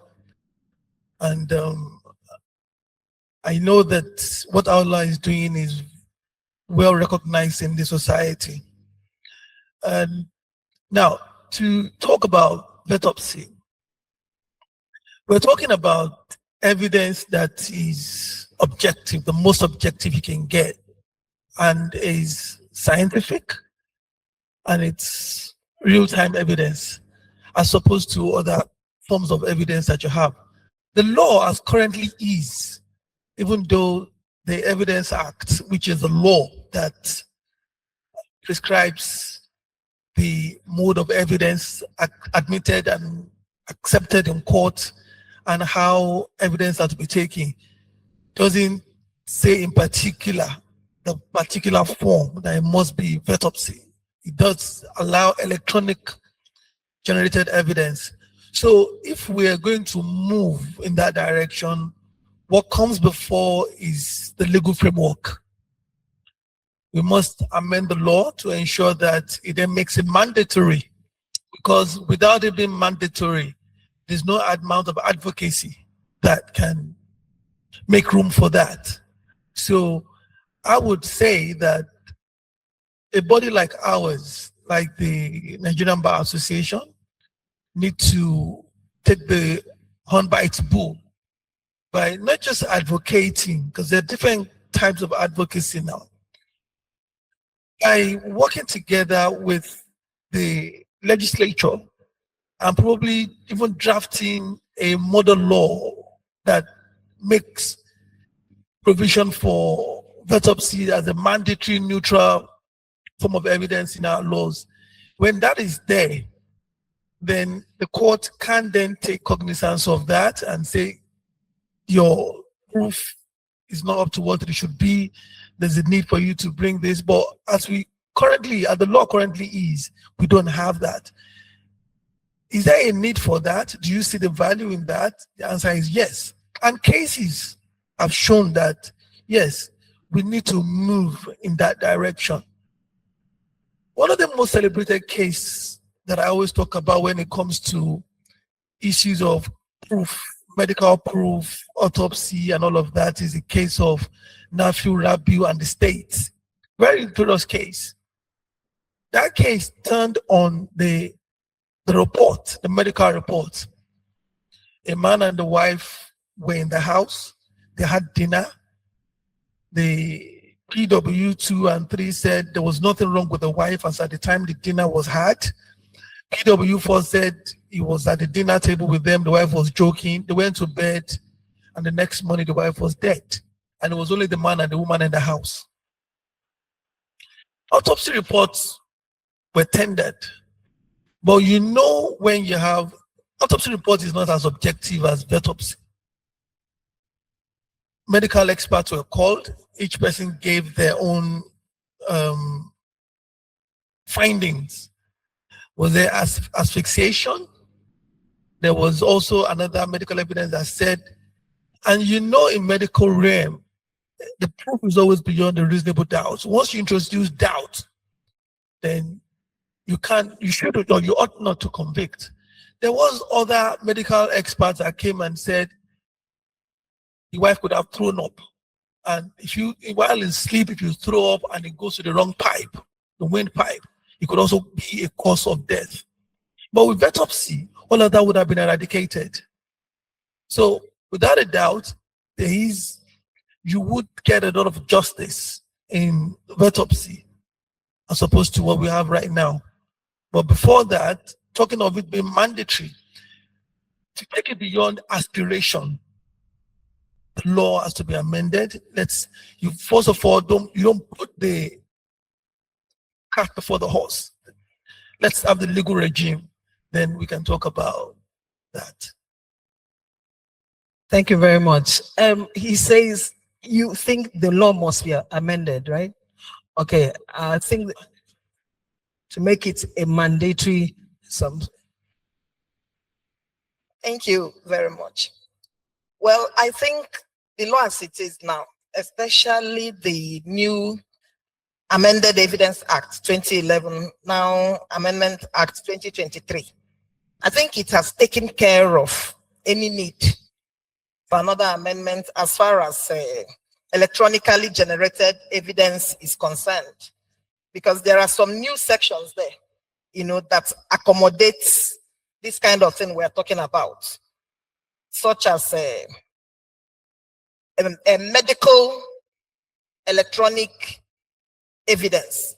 I think this virtopsy comes under medical electronic evidence. It's specific. The new provision, section 84A, B, C, and D, has added a lot and improved on what we had before. So if you bring a CT scan, MRI, and so on to the court with an expert to explain to the court, of course, if you present such, the judge may not even understand what the pictures are, what they look like. But with an expert to throw more light on that, I think it will be admissible. Nothing under the law will make it not to be admissible as the law is now. But if legislation can maybe go further to explain better and better, it's still okay. But as the law is today, I think we can operate with what we have. Thank you. Thank you so much. And let me go to the young lawyer.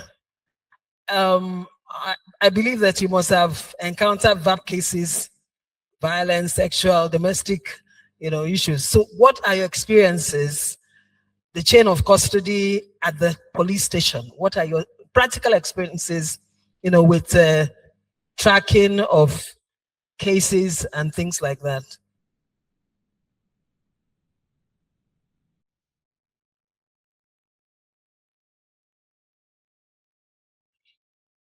Thank you. And then, of course, what do you think from the lecture today? What do you think could be an improvement with all of that problem?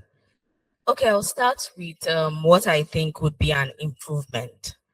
I feel like everybody seated in this room is in trouble without even realizing how much trouble that we are in.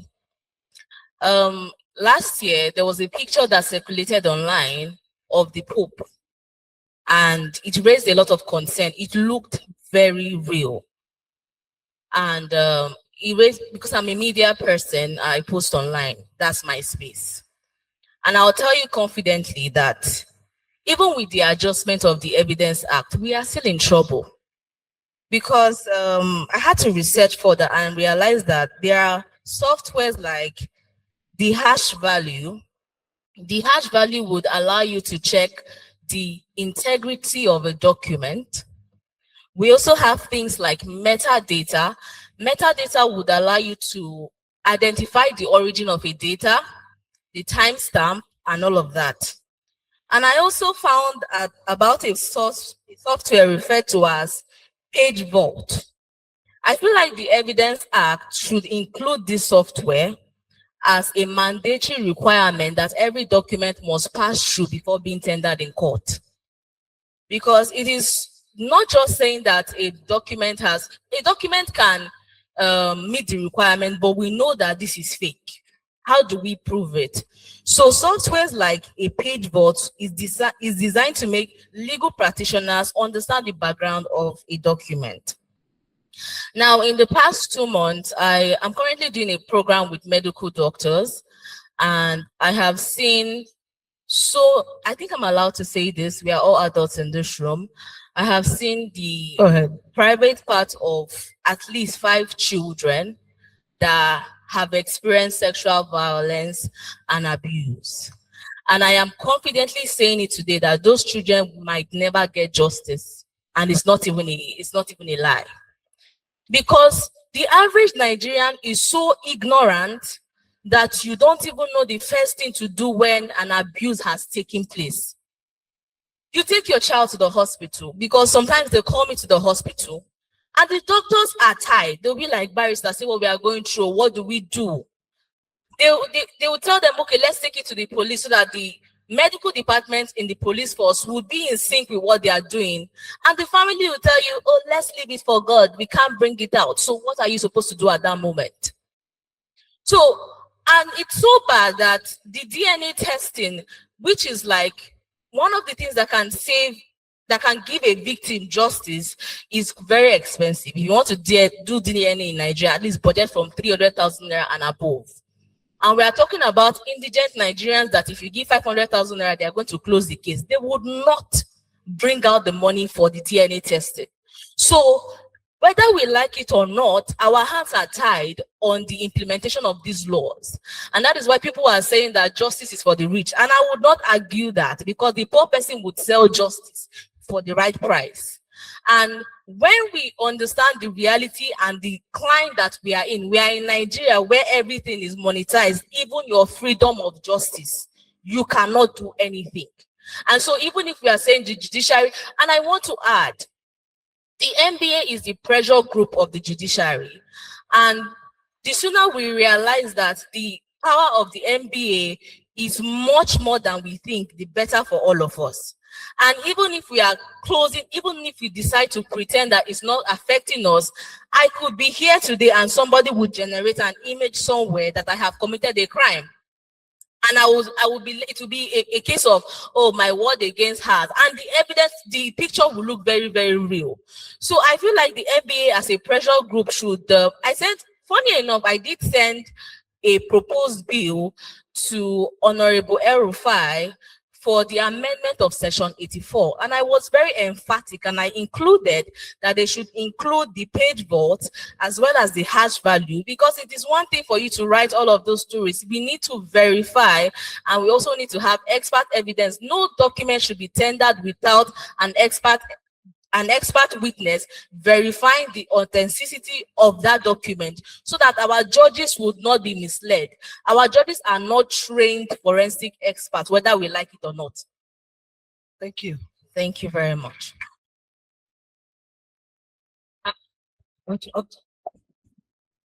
Sorry, I just want to add that I do agree with my lord that Section 84 takes care of it already.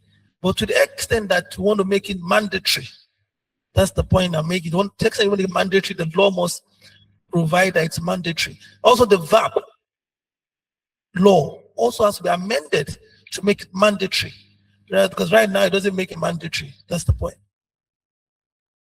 Thank you. Do you mind if I just piggyback on what she said? Thank you very much. So, thank you very much for your interventions. But I think that's the beauty of an adversarial system, not so. Because such evidence may get in, but the job of the defense counsel is then to ensure that he challenges or she challenges that evidence with all these tools that are available. Yes, we can't legislate every possible scenario into law. I think what a law should do, and so far does, although there's always room for improvement, is provide a framework. And like my lord said, we have provision in our Evidence Act that allows for the admissibility of electronically generated evidence. Now, society is moving faster than the laws can catch up with it. That is a given, right? And that is where judicial interpretation and judicial activism comes in, because we do need more courageous, judging. Thank you. I more agree expansive interpretations. We do need more courageous judges, and that's why we judging. Okay. Not judges. Yeah, judging. I think we need more courageous judging. We also need more courageous judges, and I think that we have them here. Going forward, now we have had the practical things. In section 1.4 of the VAP law, there is a need to register the National Register of Offenders. I don't know how that is practical here in Enugu State, but there's a problem with that. In fact, in so many states in Nigeria, it is just on paper. The Lagos State some bit of Edo, Kaduna State, Ekiti State, I think just about 4 of them are actively, you know, having those records. Even doing that, there arises a problem. Because when you name and shame that offender, the victim, what about the victim? Because most of the time, domestic violence cases are usually the uncle, the father, and all of that. So the victim, their addresses are known. How would that victim be protected? We have, you know, forensic means of doing that. Deduction, where they can blur the victim's name. In practice, why don't we have that register operational here? I don't think I should be the person to answer this. Yes, because it should be the Attorney General who has the full picture of the criminal prosecutions that should, you know, initiate that. Yes. So I don't know, but I think WACO is also working towards that direction. WACO is the NGO that's at the forefront of protecting the rights of victims of VAP law, victims of the offenses under the VAP law, and champion the enactment of the VAP law in Enugu State. I think WACO is working towards that. Thank you. Okay, thank you. The Lena Silk, even with forensic cases, often there's poor handle of prosecution, even with the forensics. Okay, so should the NBA advocate for VAP cases to be exclusively prosecuted by specialized lawyers? And then a follow-up, should the NBA advocate for VAP cases to have their own courts? Or shouldn't the NBA advocate that VAP cases should have their own courts? Today we have EFCC, and then doing something that the police usually do. Could that NBA advocate for such a thing? Yes, thank you very much. Let me answer that last question first, because you've touched on something that that is of great concern to me. You see, we cannot continue to have proliferation of courts, specialized courts, or proliferation of agencies. It's a failure of institutions. What we need to do is strengthen the institutions that are created to deal with those issues. For instance, I don't believe in the FCC. I don't believe in the FCC at all. I believe it's a good idea, poorly implemented, and has now become, to all intents and purposes, an agency of intimidation and harassment and not all other negative words that you can think of. It's populated by police officers. What we ought to be doing is have your economic and financial crimes unit within the police force. By the way, I think the police force should be called the police service. Maybe then they will really become our friends. But that's a different conversation. But EFCC and other such specialized things should be within the institution of the police. Now, bringing it back home to what we're talking about here. You know, there's a program that I like to watch on TV, Law and Order, Special Victims Unit. That Special Victims Unit deals with sexually based offenses. And it is within the New York Police Department. It's all fictional, of course. But guess what? It actually exists. I went to New York one day and I walked past a building and it had on it NYPD Special Victims Unit. That's what should happen. We don't need specialized courts for offenses against the person or for domestic violence offenses. No. What we need to do is to strengthen the mechanisms that deal with them. So yes, I agree that we should train people specially to deal with those kinds of offenses. Oh yes, that should happen. but not to have a proliferation. Not to have courts. specialized courts. Thank No. you so much. I'd like to come to Honorable Justice. I want to have your final take on all of this. Thank you very much. Let me first start with what the learned Sik just said now. And I think I agree with her that there is no need to proliferate the courts. After all, in some jurisdictions, courts are already divided according to their specialty. There are criminal division and so on. So where such is the case, what stops the criminal division from handling cases involving violence against whoever? You know, it still falls within the criminal domain instead of going all out to get new courts with the limited number of judges that are already struggling to man what they are manning now.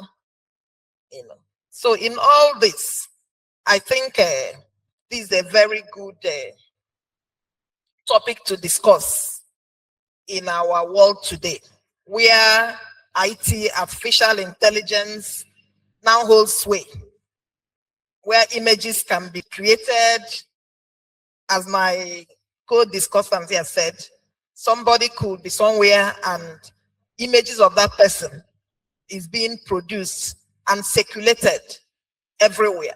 And I'm also particularly happy about this new cybercrime law, you know, because you could be where you are and somebody is busy libeling you through the internet, producing fake videos and fake anything they can. You know, that cybercrime law also helps to checkmate what we are into today.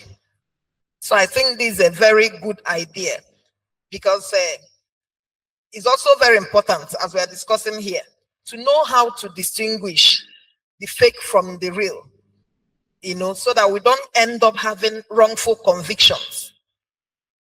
Because these are the dangers that we can, you know, get involved in if we don't distinguish. And it also brings us to the importance of even the judges getting trained to an extent. Is very important. To an extent on what, maybe not as the experts, at least to have some fair idea of what all these AI generated and manipulated evidence is all about, you know. And I also agree in a way that there is need to have an extra in terms of regulation for all these evidence that is coming up now. Fine, section 84 is there, but the nitty-gritty, like what the other panelists here was saying, metadata, to add it to what evidence has to go through so that it becomes part of the law that the judges will have to check when they encounter such evidence. Now, it's also important to corroborate, not to underplay the need for corroboration, so that we don't just deal with that evidence if we are suspecting that this may be fake or something like that. There is need for corroboration. Just like in the SWILE regime, where confessional statements had to pass through some tests and so on, even though that's no longer the case with the new law that you have to, you know, have the computer generated evidence of that confession and other things set up to checkmate the use of involuntary confession. But even at that, you find that even though it is not being implemented most times, but this is going to still be a threat. All this deep fake is still going to be a threat to that particular law that electronic evidence has to be generated to show that somebody has confessed to the crime. Supposing a desperate prosecutor or desperate IPO generates an evidence of somebody making a confession and is in compliance with our own section 17 of our Administration of Criminal Justice Law, how will that play out? what will we run to? So I think, as the other panelists said, we are in real trouble if something drastic is not done and done very urgently. I thank you all for listening, and I thank the organizers for inviting me to speak at this very important occasion. I also thank the paper presenter, the lead presenter, the prof. You were very detailed. Thank you for the very well presented and well researched presentation. And also to my fellow panelists, thank you for your very robust interventions. I thank you all. Thank you. Thank you so much. Your final word, Mr. Akambe SN, I'd like to know what you think the bar can do to advance the enforcement and of the VAP law, especially convictions. They go to court, they settle out of court and things like that. How is it going to be possible that we can have things like digital injunctions and, to stop such things? And then your final word. Yes, thank you very much. This is a very apt and timely conversations. You remember one of the favorite quotes that you get in law, being one of Lord Denning, when he says that the law cannot afford, what is the argument on the other side, that has not been done before? If something is not done because it's not been done before, what happens is that the society would move and law would remain static, and we can't afford to have that. This whole conversations is about, it's all well and good to have the laws, and we have those laws. Like I say, that our problem in this society has never been for inadequacies of our law. VAP law is there and is adequate, but how do you begin to achieve the right amount of conviction, moving from the realm of just being accused now to securing conviction, which is what virtopsy AI would assist you to achieve.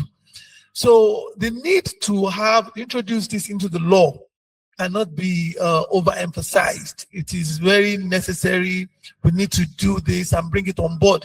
Now, advocacy, to have this, I say that advocacy, there's a difference between advocacy and aspiration.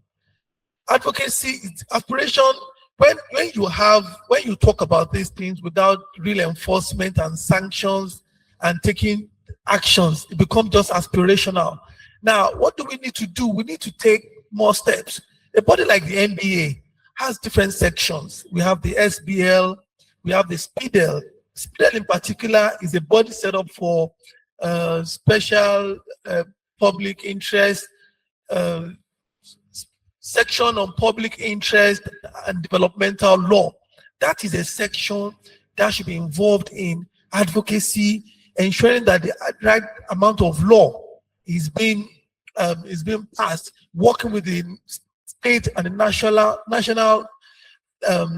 assembly to make sure we have the appropriate law. When you see a vacuum, a body like the SPIDL should step in to close the vacuum. We're talking about having a database, for instance, and across board. Data, for instance, is a matter that is not on the exclusive list. It's for the states.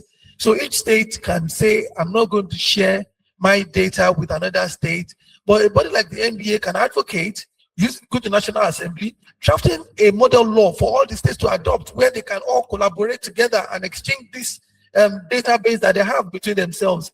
Talking about mandatory neutral virtopsy, there are states where the mods don't even have CT scans. How do you make virtopsy mandatory without having the right of advocacy to ensure that these things are on board? All states have this. You just find that there'll be so much lacuna in the law. But having this kind of conversation by Aula, I think is very timely. We need to sensitize, create awareness, let people know the current trends and how to keep up with the current trends. Talking about Lagos State has gone very far in gender-based violence. I don't agree that in proliferation of courts, but in Lagos, we do have special courts for gender-based offenses in the High Court, in the Magistrate Court, and as cases move faster, because in our climate, we cannot we cannot ignore the fact that cases don't move fast. So if we say these cases are being created, these courts are being created, special courts for EFCC and all of that, is just to be able to ensure that these cases move fast enough. If you were in a place where cases don't move fast enough, you wouldn't need that. But in Lagos, they realize the fact that these cases need to be prosecuted tirelessly, and the courts are congested. That's why those special courts are created. So, for instance, if we know our local situation, cases don't move fast, what is the essence of having all these people being tried and they can delay the process and all of that? So if we need to take into consideration our local situation, if we think in Enugu State, for instance, cases move fast enough, I wouldn't imagine having a special court in a place like Sokoto, when sometimes on a busy day there are 5 or 6 cases on the court list. In Lagos, sometimes you have 42 cases. So if you don't create something like this, I don't know the dockets in the Enugu State, but everything must be on its own peculiar circumstance or need and all of that. But this gender-based violence is something that should be at the forefront of every executive, because law and order in the society is the essence of a society. So I would say, I'll close by saying that the NBA SPIDA has to do a lot more. They have to work with bodies like Aula and FIDA, because these two bodies are bodies at the vanguard of fighting gender-based violence. Women Forum need to do a lot more. I haven't heard of Women Forum within the NBA doing any prosecution. I haven't heard of any before.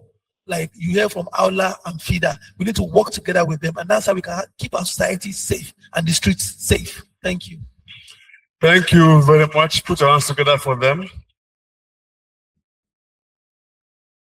That's been a nice one. We are going to stop at this point. Well, I thought you wanted our final words, my lord. Okay, very well. Okay, let's have that.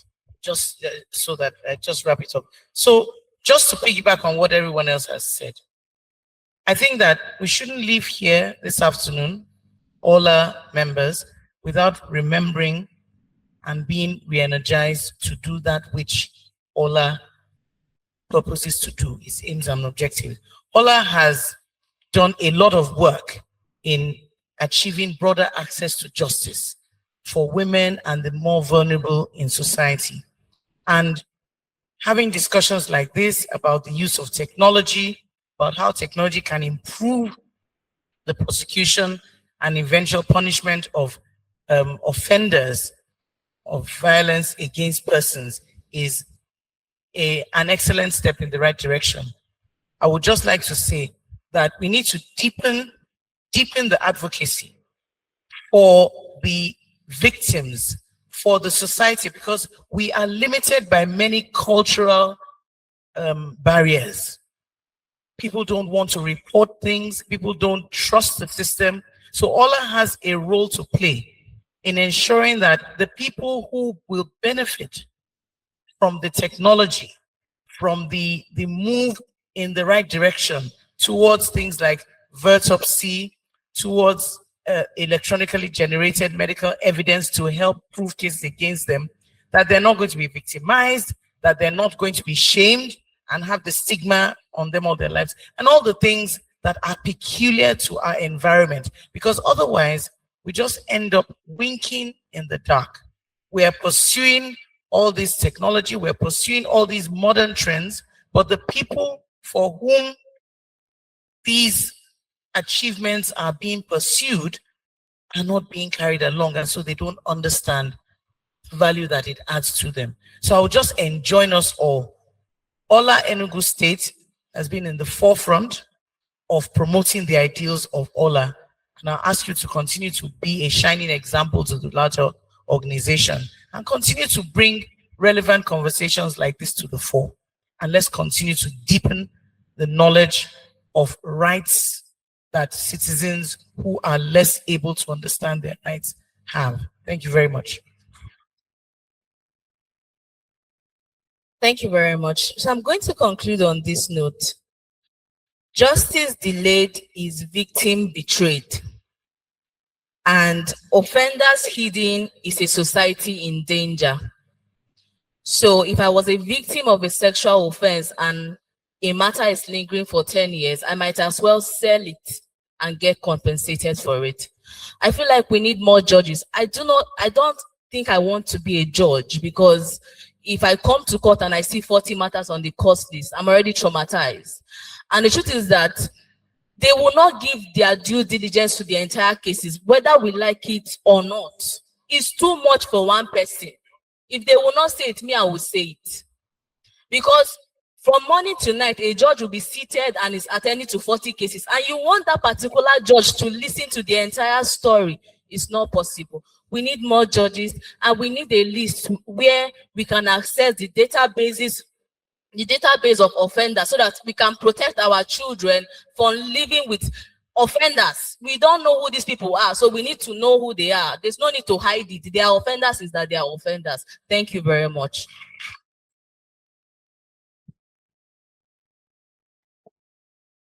It's now time for the Q&A. I've got a question here. That question, I think, is supposed to be answered by the Commissioner of Police, who is ably represented here, because the person is saying that VAP law is an offense against the state. So why is the state not funding those forensics? I don't think any of us here is representing the state, so maybe the commissioner's representative will answer that. But ladies and gentlemen, this is time for the Q&A. Anybody can ask any question. We have just 5 minutes for that. You have a question?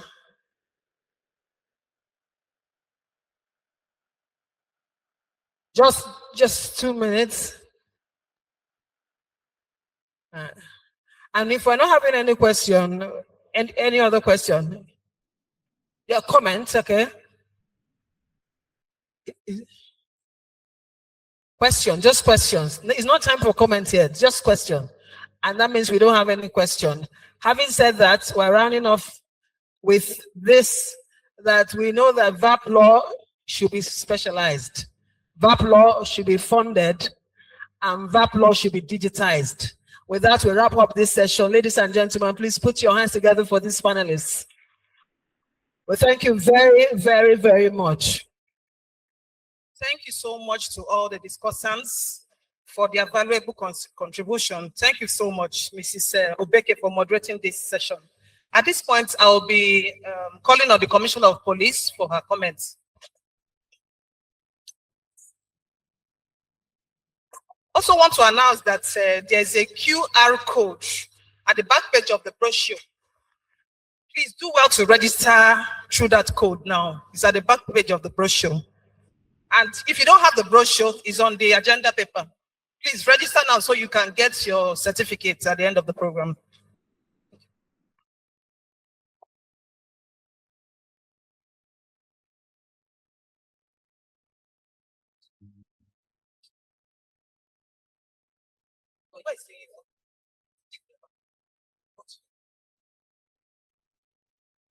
Good afternoon to everybody here. My name is CSP Joy Onyedikachio Kireke. I am representing the Commissioner of Police, Enugu State Command, in the person of Sipin Beatrice Maman Giwa. On behalf of the Commissioner of Police, I am happy to be here in this meeting, and I think through this period, for the past 2 to 3 weeks, we've been talking on VAP law, and we've been meeting here.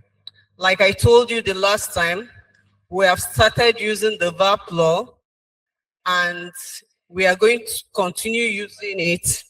And we are also bringing it to the African Women Lawyers Association, the Enugu State Chapter, that they should come up and support our victims.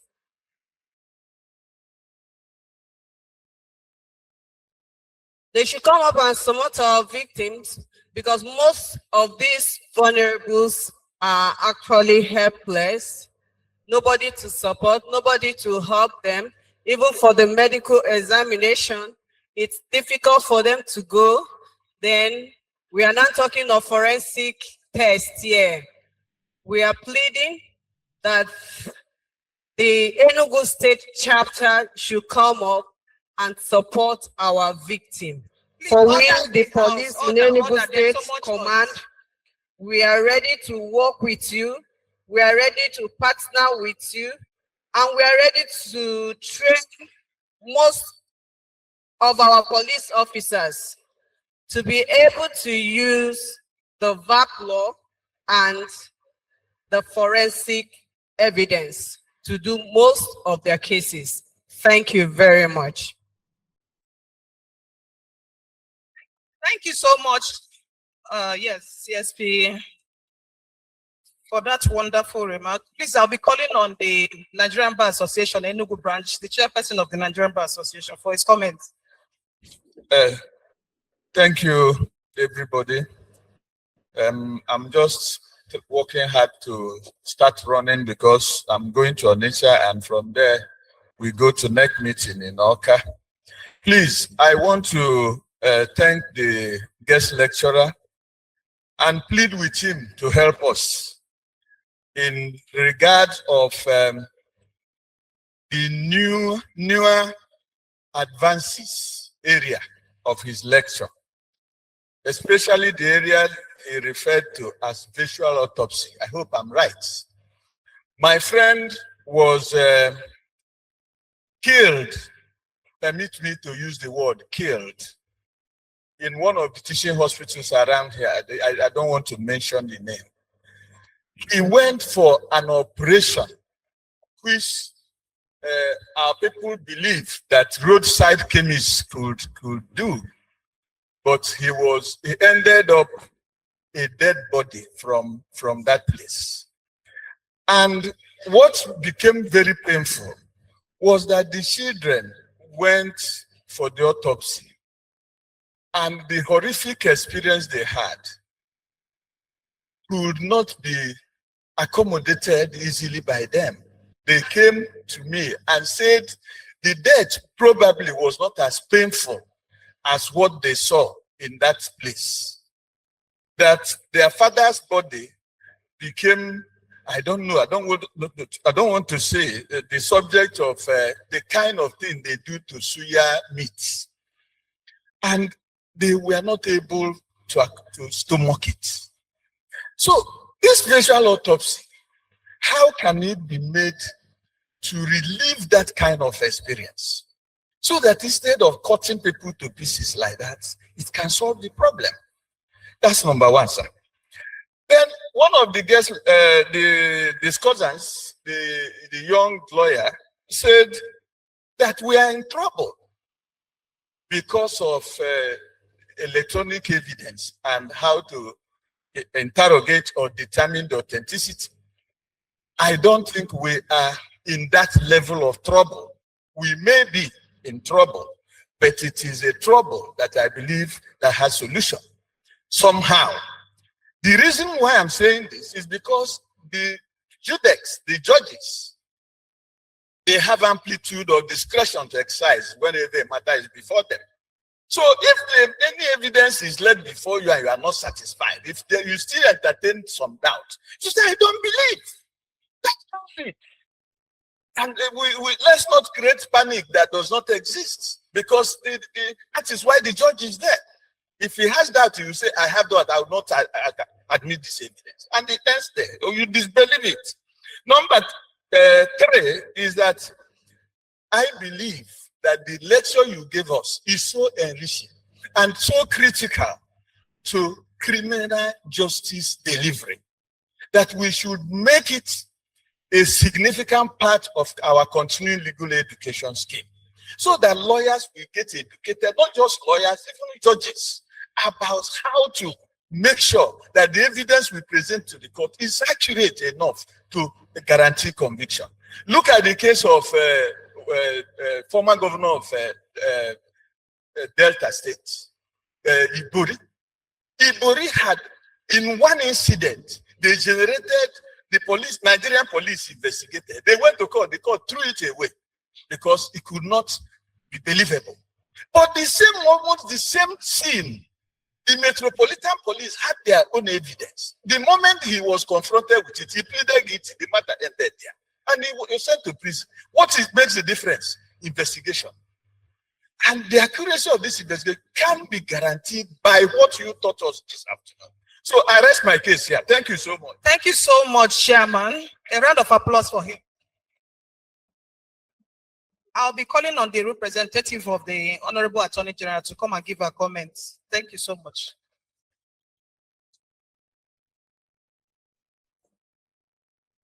My Lord, the chairman of this occasion, our guest lecturer, and my learned seniors and friends gathered here. You're all welcome to this. You're all welcome to this important gathering. Leonard Desai, and you're welcome, sir. You're welcome once more to this important gathering in Enugu State. What I will add to everything that has been said here today is that definitely judges don't work on what we say, but on evidence before them. And most of the evidence we need, especially as regards FAP law, is documented and forensic evidence. The young lawyer said one can sell his freedom or her freedom or access to justice because the person does not have money to do this forensic evidence, and it becomes an issue. And once it doesn't come to court, the judge does not see anything that she is working with. Now my appeal. In law, lawyers, we have legal aids. We have free pro bono lawyers. We have CJAP. We have people that take up cases that are very genuine, but there is no money to finance it. And I ask, Prof, is there anywhere in your own association that you people can maybe establish something like this, our pro bono services, so that when you see a very genuine case, but there is no fund to fund the forensic aspect of it, you people can do it for the sake of justice? Thank you very much. Thank you so much, Ma. Thank you for that wonderful contribution. Thank you. I'll be calling on Kenneth Silk Ikazo Akariwe for his comments. You're welcome. So a round of applause for him.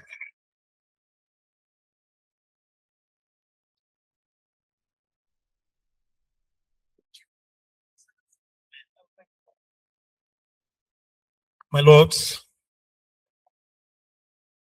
my learned friends, the theme of this lecture is digital technology in the courtroom. That's the theme.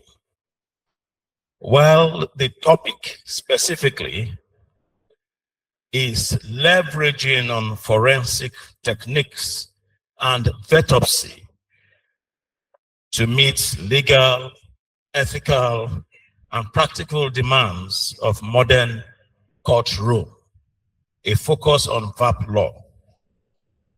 Now, I just want to say, first things first. First things first. And the first thing is digital technology in the courtroom. Do we have digital technology in the courtroom? To the best of my knowledge, we do not have.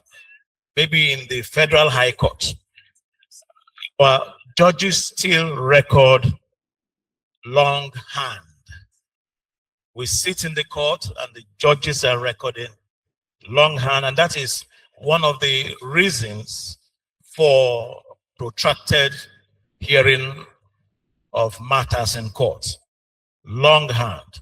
The young lawyer said if she came to court as a judge and there were 40 cases, she will be traumatized. And she has a point. How do the judges survive? So the first thing we should do, and I love the lecture. I thank you, Professor Igwebike, for the lecture. It was enlightening. I learned a whole lot of new things. But the first thing we need to do, or as we begin to get used to forensic technologies, the first thing is let us digitalize court proceedings. Our judges must stop recording longhand. I enjoy being in the Federal High Court these days because the judge is unrelaxed. The state high courts, the recording longhand, most of the courts, the Court of Appeal, the Supreme Court. Very interestingly, I did two cases before the IST. What does IST stand for now? Investment and Security Tribunal. Investment and Security Tribunal is not a superior court of record. It's an inferior court of record because there's one lawyer and then a whole lot of non-lawyers sitting on the panel. But interestingly, very interestingly, everything we did was recorded. It was digitalized 12 years ago. And when we needed certified true copies of documents, we got them the following day. So I think that this is the primary thing that should concern us while we pursue this leveraging of forensic techniques and virtopsy. The courts need to be digitalized. Thank you very much. Thank you so much. Thank you, Leonard Silk. A round of applause for him. Okay, please, at this point, I'll be calling on the chairman of this occasion for his closing remarks. Thank you so much. Thank you very much. Please, loud applause for all the participants. The very erudite lecturer, the moderator, the panelists, the chairman, yes, the chairman. Thank you. Well, I think it's so clear. The message is clear. There's work to be done to carry the hewers of wood, the drawers of water along in the digital process so that they will become beneficiaries of what the stage the law is attending now. Thank you very much. We thank Allah for the wonderful program. Next year, call us again. We'll be here again. Thank you very much. Lord, thank you so much for your time. Thank you very much, sir. I'll be calling on Sylvia Abana for the vote of thanks. Sylvia Abana. Sylvia, where are you, please? Okay.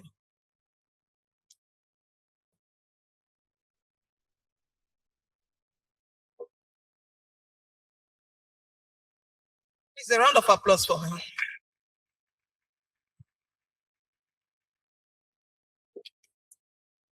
Good afternoon, everyone. Distinguished guests, please, I plead to stand on already established protocol. Please, because I wouldn't want to miss anybody. So, today is a very great day. It's an epoch-making event. I'm thanking everybody here for making out time. Honorable judges of the High Court, learned magistrates, Leonard Silks, our NBA presidential candidates, chairman of different branches of NBA, and the respected facilitators, and the guests as well. I want to express my heartfelt gratitude for the enlightening lecture in digital technology in the courtroom, leveraging forensic technique and virtopsy to meet legal, ethical, and practical demands with a focus on the VAP Act. VAP Act is very large, comprehensive, and all-encompassing. So it needs a lot for it to be implemented. And since we are already in a digital era, we need to get ready for that, because a lot of victims of VAP will benefit from this technological aspect of it. Then the session is very timely and quite engaging. This session is actually thought-provoking.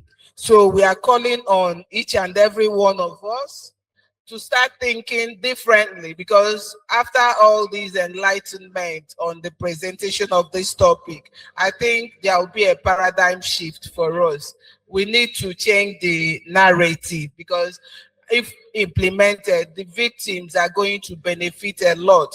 The issue of speedy trial, no more delays, you can access, judgment from anywhere, even from the remote areas, because with the technology, it's now global. Not minding the challenges. Manandi Igbo na say na dey Jimbabu where log.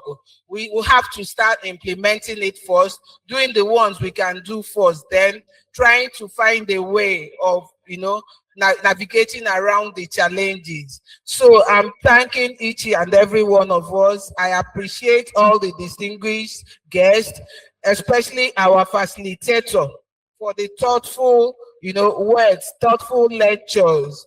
It's quite informed.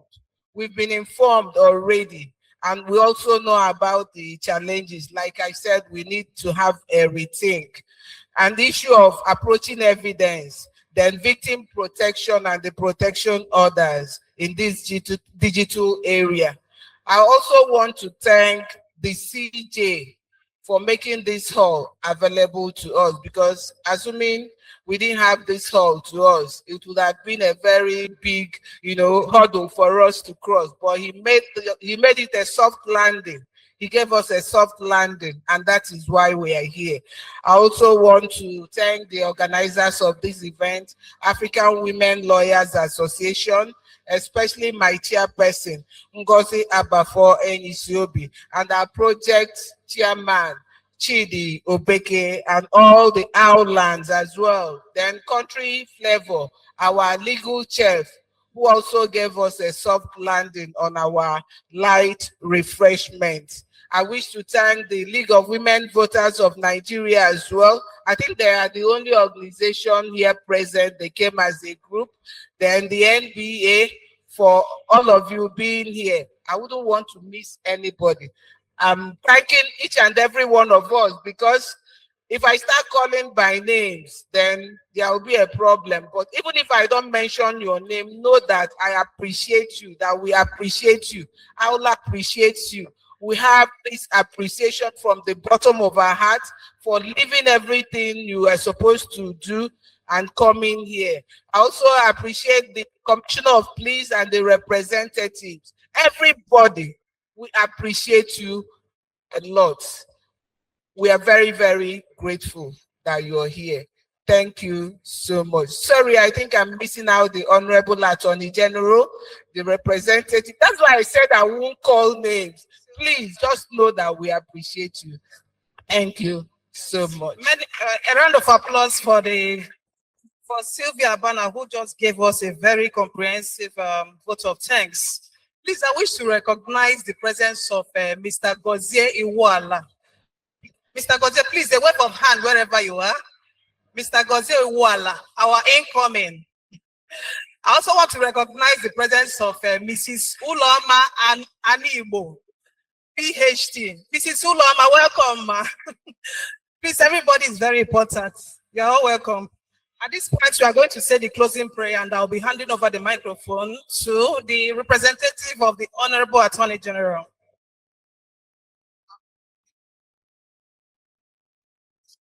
Shall we pray?